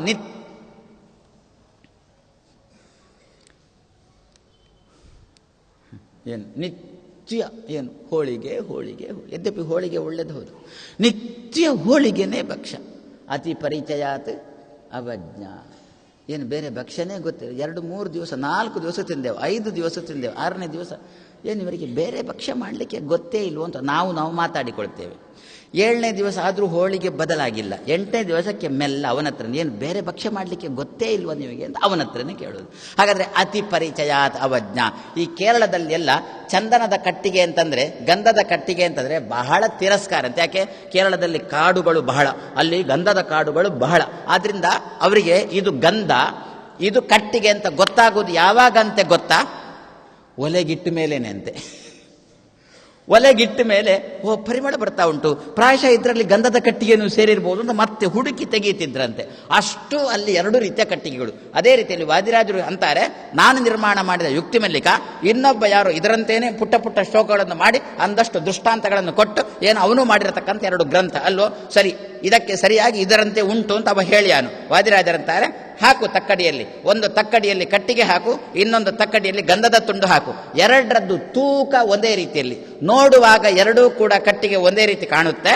ಆದರೆ ಏನು ಪ್ರಯತ್ನ ಮಾಡಿದ್ರೂ ಕೂಡ ಇದರಲ್ಲಿದ್ದಂತಹ ಪರಿಮಳವನ್ನು ಆ ಕಟ್ಟಿಗೆಗೆ ಕೊಡ್ಲಿಕ್ಕೆ ಸಾಧ್ಯ ಇಲ್ಲ ಅಂತಂದು. ಇದರ ಪರಿಮಳ ಇದಕ್ಕೇನೆ. ಯದ್ಯಪಿ ಒಟ್ಟಿಗೆ ಇಟ್ಟದ್ದು ಹೌದು, ಒಟ್ಟಿಗೆ ಒಂದೇ ತಕ್ಕಡಿಯಲ್ಲಿದ್ದು ತೂಗಿದ್ದು ಹೌದು, ತೂಗಿದ ಕ್ಷಣಕ್ಕೆ ಇದರ ಪರಿಮಳ ಅದಕ್ಕೆ ಬರುತ್ತಾ? ವಾದಿರಾಜರಂತಾರೆ, ಎನ್ನ ಗ್ರಂಥದಲ್ಲಿ ಇರತಕ್ಕಂತಹ ಮಹತ್ವ ಬೇರೆ ಯಾವ ಗ್ರಂಥಕ್ಕೂ ಬರಲಿಕ್ಕೆ ಸಾಧ್ಯ ಇಲ್ಲ. ಎಣಿಸಬೇಡಿ, ರಾಜರಿಗೆ ಅಹಂಕಾರ ಉಂಟೋ ಏನೋ ಅಂತ ಎಣಿಸಬೇಡಿ. ರಾಜರು ಮೊದಲೇ ಅಂದಿದ್ದಾರೆ, ಹಯಗ್ರೀವಸ್ಯ ಕೃಪಯ ಅಂತ ಮಾತನ್ನು ಮೊದಲೇ ಅಂದಿದ್ದಾರೆ. ನಾನು ಹಯಗ್ರೀವನ ಕೃಪೆಯಿಂದ ನಾನು ವಾದಿ ರಾಜನಾದದ್ದು ಅಂತಂತಾರೆ. ಆದ್ರಿಂದ ಮತ್ತೊಂದು ಹಿರಿಯರು ಇನ್ನೊಂದು ಮಾತು ಹೇಳಿದರು ಗೊತ್ತಾ? ಏನು? ಯಥಾಸ್ವರೂಪ ವಿಜ್ಞಾನಂ ಆತ್ಮನ್ಯಪಿ ನ ದೋಷಕೃತ್. ನನ್ನ ತಾಕತ್ತು ಏನು, ನನ್ನ ತಾಕತ್ತು ಎಷ್ಟು ಅಂತ ನನಗೆ ಗೊತ್ತಿರುತ್ತಲ್ಲ. ನನ್ನಲ್ಲಿ ಇರುವ ತಾಕತ್ತು ಎಷ್ಟು, ಅಷ್ಟು ಸಾಮರ್ಥ್ಯ ನಾನು ಹೇಳಿಕೊಂಡ್ರೆ ಅದು ಅಹಂಕಾರ ಆಗುವುದಿಲ್ಲ. ಜಾಸ್ತಿ ಹೇಳಿಕೊಂಡ್ರೆ ಮಾತ್ರ ಅದು ಅಹಂಕಾರ ಅಂತ ಆಗುವುದು ಅಂತದ್ದು.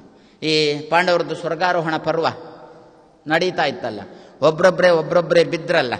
ಕೊನೆಗೆ ಭೀಮಸೇನ ಬಿದ್ದ ಅಲ್ವೋ? ಒಬ್ರೊಬ್ರು ಬಿದ್ದದ್ದಕ್ಕೂ ಭೀಮಸೇನ ಧರ್ಮರಾಜನ ಹತ್ರ ಕೇಳ್ತಾ ಇದ್ದ, ಯಾಕೆ ಬಿದ್ದದ್ದು ಅಂತ. ಕೊನೆಗೆ ಭೀಮ ಬಿದ್ದ. ಭೀಮನೂ ಕೇಳಿದ, ನಾನು ಯಾಕೆ ಬಿದ್ದದ್ದು ಅಂತ ಕೇಳಿದ. ಅದಕ್ಕೆ ಧರ್ಮರಾಜ ಕೊಟ್ಟ ಉತ್ತರ ಏನು ಗೊತ್ತಾ? ನಿನಗೆ ತುಂಬ ಅಹಂಕಾರ, ನನಗೆ ಅಷ್ಟು ಬಲ ಉಂಟು, ಇಷ್ಟು ಬಲ ಉಂಟು, 100 ಮಂದಿ ಕೌರವರನ್ನು ನಾನೇ ಚಚ್ಚಿ ಬಿಡ್ತೇನೆ ಅಂತ ನೀನು ಆವಾಗ ಹೇಳ್ತಾನೆ ಇದ್ದಿ. ಆ ಅಹಂಕಾರಕ್ಕೆ ನೀನೀಗ ಬಿದ್ದದ್ದು ಅಂತ ಧರ್ಮರಾಜ ಅಂದ. ಹೌದಾ? ಹಾಗಾದರೆ ಭೀಮಸೇನಿಗೆ ಅಹಂಕಾರ ಉಂಟಾ, ಭೀಮಸೇನಲ್ಲಿ ದೋಷ ಉಂಟಾ ಅಂತ ಪ್ರಶ್ನೆ ಬಂತಲ್ಲ. ಅದಕ್ಕೆ ಆಚಾರ್ಯ ಮಧ್ವರು ಅಲ್ಲೇ ಟಿಪ್ಪಣಿ ಕೊಟ್ಟರು. ಧರ್ಮರಾಜನಿಗೆ ಅದು ದೋಷ ಅಂತ ಕಂಡ, ಯದ್ಯಪಿ ಭೀಮಸೇನಿಗೆ ಅದು ದೋಷ ಅಲ್ಲ. ಯಾಕೆ? ಯಥಾ ಸ್ವರೂಪ ವಿಜ್ಞಾನಂ. ಭೀಮನ ಏನು ಹೇಳಿಕೊಂಡಿದ್ದ 100 ಜನ ಕೌರವರನ್ನು ಬಡಿಯುವ ತಾಕತ್ತು ನನಗೆ ಮಾತ್ರ ಇರುವುದು ಅಂತ ಭೀಮಸೇನೇನು ಹೇಳಿಕೊಂಡಿದ್ದ, ಆ ತಾಕತ್ತು ಅವನಿಗೆ ಮಾತ್ರ, ಮತ್ತೆ ಯಾರಿಗೂ ಇಲ್ಲ. ತನ್ನ ಸ್ವರೂಪವನ್ನು ಎಷ್ಟುಂಟು ಅಷ್ಟು ಭೀಮಸೇನ ಹೇಳಿಕೊಂಡಲ್ವೋ, ಇದು ಅಹಂಕಾರ ಅಲ್ಲ. ನಾವು ನೀವು ಅಷ್ಟೇ. ನಮ್ಮಲ್ಲಿ ನಿಜವಾಗಿ ಆ ತಾಕತ್ತಿದ್ದರೆ, ಆ ಸ್ವರೂಪ ನಮ್ಮಲ್ಲಿ ಸಾಮರ್ಥ್ಯ ಇದ್ದರೆ, ನಮ್ಮಲ್ಲಿದ್ದಂಥ ಸಾಮರ್ಥ್ಯವನ್ನು ಹೇಳಿಕೊಳ್ಳುವುದಕ್ಕೆ ಭಯ ಬೇಡ ಅಂತಾರೆ. ಜಾಸ್ತಿ ಹೇಳಬೇಡ ಅಷ್ಟೆ, ಅದಕ್ಕೆ ಸೇರಿಸಿ ಹೇಳಬೇಡ. ಇದ್ದದ್ದನ್ನು ಹೇಳುವುದಕ್ಕೆ ಏನು ಅಡ್ಡಿ ಇಲ್ಲ. ಅವ್ರು ಯಾರೋ ಒಬ್ರು ಕೇಳಿದ್ರು ನಮ್ಮ ಹತ್ರ, ನಾವಾಗಿ ಹೇಳಿಕೊಂಡು ಹೋಗೋದು ಬೇಡ. ನಮ್ಮ ಹತ್ರ ಯಾರಾದ್ರೂ ಕೇಳಿದ್ರು, ನೀವೇನು ಸಮಾಜ ಸೇವೆ ಏನಾದರೂ ಮಾಡ್ತೀರೋ ಅಂತ ಕೇಳಿದರೆ, ಇಲ್ಲ ಏನು ಮಾಡುವುದಿಲ್ಲ ಅಂತ ಹೇಳುವುದಾ? ಮಾಡ್ತಾ ಇದ್ದೇವೆ ನಾವು, ಏನು ಮಾಡುವುದಿಲ್ಲ ಅಂತ ಹೇಳುವುದಾ? ಅವಾಗ ಏನಾಗುತ್ತೆ ಗೊತ್ತಾ? ಏನು ಮಾಡುವುದಿಲ್ಲ ಅಂತ ನಾವೇ ಹೇಳಿಬಿಟ್ರೆ ಏನು ಮಾಡಬೇಕಾಗಿಲ್ಲ ಅಂತೆ, ಆ ಸ್ವಾಮಿಗಳೇ ಮಾಡುವುದಿಲ್ಲ ಅಂತ ಅವರು ಹೇಳಿಕೊಂಡ್ರು, ಇನ್ನು ನಾವು ಯಾಕೆ ಮಾಡಬೇಕು ಅಂತ ಅವ ಇದನ್ನು ಅನುಸರಿಸ್ತಾನೆ. ಹಾಗಾದ್ರೆ ಏನು ಮಾಡಬೇಕು? ನಾವು ಏನು ಮಾಡ್ತಾ ಇದ್ದೇವೆ ಅದನ್ನು ಪ್ರಾಮಾಣಿಕವಾಗಿ ಹೇಳೋಣ. ಒಬ್ಬನಿಗೆ ಒಂದು 100 ಜನ ಬಂದಿದ್ದಾರೆ ಅಲ್ವೋ, 100 ಜನಕ್ಕೆ ಸಹಾಯ ಮಾಡಿದ್ದೇವೆ, ಆವಾಗ 1000 ಜನಕ್ಕೆ ಮಾಡಿದ್ದೇವೆ ಅಂತ ಹೇಳಬೇಡ ಅಷ್ಟೇ. 100 ಜನಕ್ಕೆ ಮಾಡಿದ್ಯಲ್ವಾ, ನಾನು 100 ಜನಕ್ಕೆ ಸಹಾಯ ಮಾಡಿದ್ದೇನೆ, ಹೌದು, ಅವರೀಗ ಒಳ್ಳೆಯ ಉದ್ಯೋಗದಲ್ಲಿದ್ದಾರೆ ಅಂತ ಹೇಳಿಕೊಳ್ಳುವುದಕ್ಕೆ ಏನೂ ಅಡ್ಡಿಯಿಲ್ಲ. ಯಥಾ ಸ್ವರೂಪ ವಿಜ್ಞಾನಂ ಆತ್ಮನಿ ಅಪಿ ನ ದೋಷಕೃತಲ್ವೋ. ಅದನ್ನು ವಾದಿರಾಜ ಶ್ರೀಪಾದರು, ಆಚಾರ್ಯ ಮಧ್ವರು ಹೇಳಿದ್ದನ್ನು ವಾದಿರಾಜ ಶ್ರೀಪಾದರು ತಾನು ಚಾಲನೆಗೆ ತರ್ತಾ ಇದ್ದಾರೆ. ಹಯಗ್ರೀವಸ್ಯ ಕೃಪಯ, ನಾನು ಯುಕ್ತಿ ಮಲ್ಲಿಕಾವನ್ನು ಬರೆದದ್ದು. ನಾನೇನು ಯುಕ್ತಿ ಮಲ್ಲಿಕಾ ಗ್ರಂಥ ಬರೆದಿದ್ದೇನೆ, ಈ ರೀತಿ ಪರಿಮಳ ಬೀರುವಂತೆ ಬರೆಯುವ ತಾಕತ್ತು ಮತ್ತೆ ಯಾರಿಗೂ ಇಲ್ಲ. ಯಾವ ಗ್ರಂಥದ ಒಟ್ಟಿಗೆ ನನ್ನ ಗ್ರಂಥವನ್ನು ಇಟ್ಟರು ಯುಕ್ತಿ ಮಲ್ಲಿಕಾನೇ, ಅದು ಬೇರೆ ಗ್ರಂಥನೇ. ಸಮಂ ಸಮಂತಾತ್ ಕುರುತಾತ್ ಗ್ರಂಥೌ ಗಂಧಂ ಕರೋತಿ ಕಹ. ಗ್ರಂಥವು ಕಟ್ಟಿಗೆಯ ತುಂಡಿನಲ್ಲಿ ಯಾರು ಪರಿಮಳವನ್ನು ತಂದು ಕೊಡಲಿಕ್ಕೆ ಸಾಧ್ಯ ಆಗ. ಆದ್ರಿಂದ ಬೇರೆ ಗ್ರಂಥ ಏನಾದಿದ್ರೆ ಕಟ್ಟಿಗೆ ತುಂಡಿನಂತೆ, ನನ್ನ ಗ್ರಂಥ ಚಂದನದಂತೆ. ಆದ್ರಿಂದ ಯುಕ್ತಿ ಮಲ್ಲಿಕ ಎನ್ನತಕ್ಕಂಥ ಗ್ರಂಥವನ್ನು, ಗ್ರಂಥದ ಪರಿಮಳ,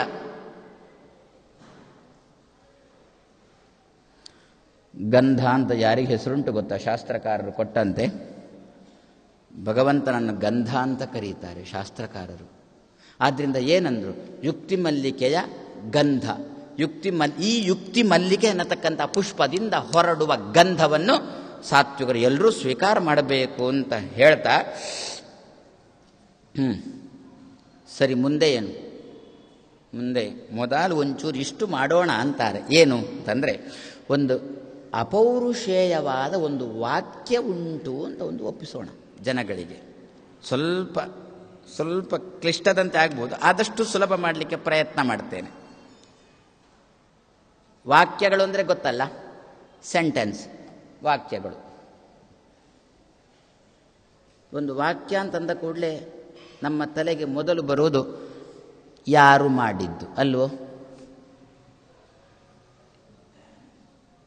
ಯಾರಾದರೂ ಮಾಡಿದ್ರೆ ಒಂದು ವಾಕ್ಯ, ಯಾರಾದರೂ ಮಾಡಿರ್ತಾರೆ ಅಂದರೆ ಮಾಡದೆ ವಾಕ್ಯ ಅಂತ ಆಗುವುದೇ ಇಲ್ಲ ಅಂತ ಯಾರಾದ್ರೊಬ್ರು ಕರ್ತರ್ಬೇಕೆ ಅಂತ. ಆವಾಗ ವಾಕ್ಯಕ್ಕೆ ಏನು ಹೆಸರು ಬಂತು? ಪೌರುಷೇಯ ಅಲ್ವೋ? ಪುರುಷ ನಿರ್ಮಿತ. ಪುರುಷ ಎನ್ನುವ ಶಬ್ದಕ್ಕೆ ಗಂಡು ಅಂತ ಅರ್ಥ ಮಾಡಬೇಡಿ. ಪುರುಷ ಶಬ್ದಕ್ಕೆ ಜೀವ ಅಂತ ಅರ್ಥ, ಪುರುಷ ಶಬ್ದಕ್ಕೆ ಚೇತನ ಅಂತ ಅರ್ಥ. ಅದು ಹೆಣ್ಣು ಆಗ್ಬೋದು, ಗಂಡು ಆಗ್ಬೋದು, ಎಲ್ಲರನ್ನು ಒಟ್ಟಿಗೆ ಪುರುಷ ಎನ್ನತಕ್ಕಂಥ ಶಬ್ದದಿಂದ ಕರೀತಾರೆ ಶಾಸ್ತ್ರಕಾರರು.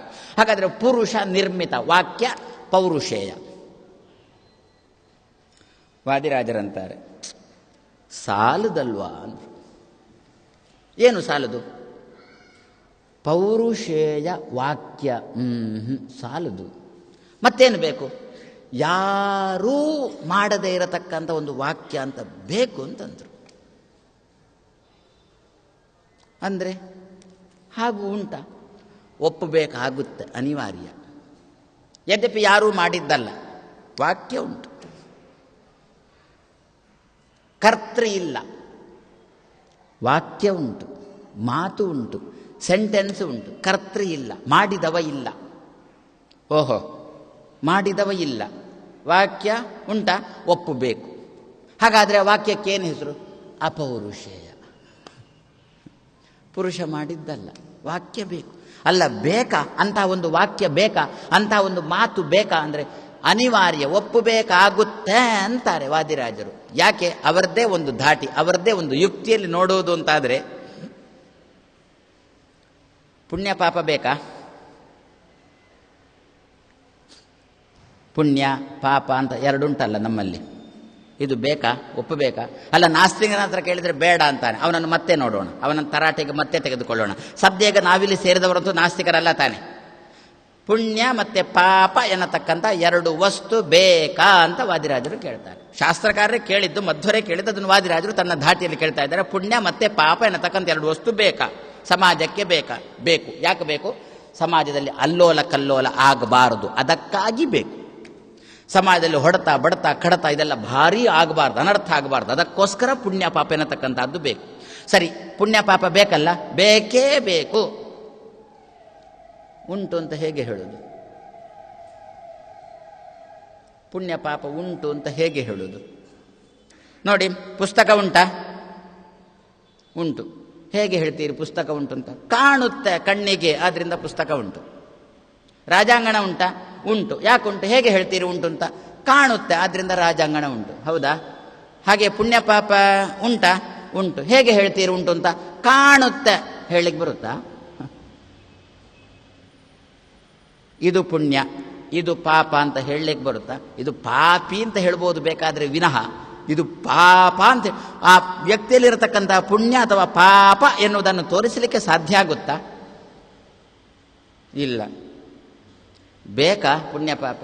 ಚಾಚಾ ಬೇಕೇ ಬೇಕು. ಹಾಗಾದ್ರೆ ಹೇಗೆ ಉಂಟು ಅಂತ ಹೇಳುವುದು? ಹೇಗೆ? ಕಣ್ಣಿಗೆ ಕಾಣಿಸೋಲ್ಲ. ಹಾಗಾದ್ರೆ ಉಂಟು ಅಂತ ಆಗಬೇಕೀಗ. ಹೇಗೆ ಹೇಳೋದು? ಅದಕ್ಕೆ ಒಬ್ಬ ಅಂದ,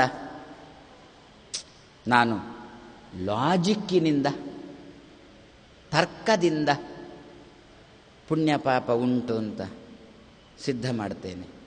ಕಾಣುವುದಿಲ್ಲ, ಕಣ್ಣಿಗೆ ಕಾಣುವುದಿಲ್ಲ. ಪುಣ್ಯ ಪಾಪಗಳು ಎರಡೂ ಕಣ್ಣಿಗೆ ಕಾಣುವುದಿಲ್ಲ. ಆದ್ರಿಂದ ನೋಡಿ ಇದು ಪುಣ್ಯ ಇದು ಪಾಪ ಅಂತ ಹೇಳಿಕ್ಕೆ ಆಗುದಿಲ್ಲ. ಬೇಡ, ಹೋಗಲಿ. ಲಾಜಿಕ್ಕಿನಿಂದ ಹೊಗೆ ಕಾಣ್ತಾ ಉಂಟು ದೂರದಲ್ಲಿ, ಹೌದಾ? ಹೊಗೆ ನೋಡಿದ್ರಲ್ವಾ? ಹೊಗೆ ನೋಡಿ ಏನಂತೇವೆ? ಓ, ಅಲ್ಲಿ ಹೊಗೆ ಉಂಟು ಅಂತ ಹೇಳೋಲ್ಲ, ಮತ್ತೆ ಅಲ್ಲಿ ಬೆಂಕಿ ಬಿತ್ತು ಅಂತೇವೆ, ಹೌದಾ? ಬೆಂಕಿ ಕಾಣಿಸ್ತಾ? ಇಲ್ಲ. ನೋಡಿದ್ಯಾವುದನ್ನು? ಹೊಗೆಯನ್ನು. ಹೇಳಿದ್ದೇನು? ಬೆಂಕಿ ಉಂಟು ಅಂತ. ಇದಕ್ಕೇನು ಹೆಸರು? ಲಾಜಿಕ್ ಅಂತ ಹೆಸರು. ಯಾವುದನ್ನೋ ನೋಡಿದ್ದು, ಯಾವುದೋ ಉಂಟು ಅಂತ ನೋಡಿದ್ದು. ಗೂಟದ ಕಾರ ನೋಡಿದ್ದು, ಯಾರೋ ಮಂತ್ರಿ ಬಂದರು ಅಂತ ನಾವು ಆಲೋಚನೆ ಮಾಡಿ, ಹೌದೋ ಅಲ್ವೋ? ಯಾರೋ ಒಬ್ಬ ಅಧಿಕಾರಿ ಬಂದ, ದೊಡ್ಡ ಅಧಿಕಾರಿ ಬಂದ, ಯಾಕೆ ಗೂಟದ ಕಾರು ಶಬ್ದ ಮಾಡಿಕೊಂಡು ಬಂತು ಅಂತ, ಅಷ್ಟೇ ತಾನೆ. ಇದಕ್ಕೇನು ಹೆಸರು? ಇದಕ್ಕೆ ಲಾಜಿಕ್ ಅಂತ ಹೆಸರು, ಅಲ್ವೋ? ಈ ರೀತಿಯಲ್ಲಿ ಲಾಜಿಕ್ನಿಂದ, ತರ್ಕದಿಂದ ನಾನು ದೇವರನ್ನು ಪುಣ್ಯ ಪಾಪ ಉಂಟು ಅಂತ ಹೇಳ್ತೇನೆ ಅಂತ ಮತ್ತೊಬ್ಬ ಹೊರಟ. ಅದಕ್ಕೆ ವಾದಿರಾಜ ಶ್ರೀಪಾದರು ಅದು ಆಗುವುದಿಲ್ಲ ಅಂದರೆ ಆಗುವುದೇ ಇಲ್ಲ ಅಂತಾರೆ. ಯಾಕೆ ಆಗುವುದಿಲ್ಲ? ಹೇಗಾಗುವುದಿಲ್ಲ? ನಾಳೆ ಸೇರಿದಾಗ ಯಥಾಶಕ್ತಿ, ನಾಳೆ ಇಲ್ಲ, ನಾಡ್ದು ಇಲ್ಲ, 2ನೇ ತಾರೀಕು ಇಲ್ಲ, 3ನೇ ತಾರೀಕು ಇಲ್ಲ, 4ನೇ ತಾರೀಕಿಗೆ ಸಂಜೆ 6 ಗಂಟೆಗೆ ಪುನಃ ಸೇರೋಣ.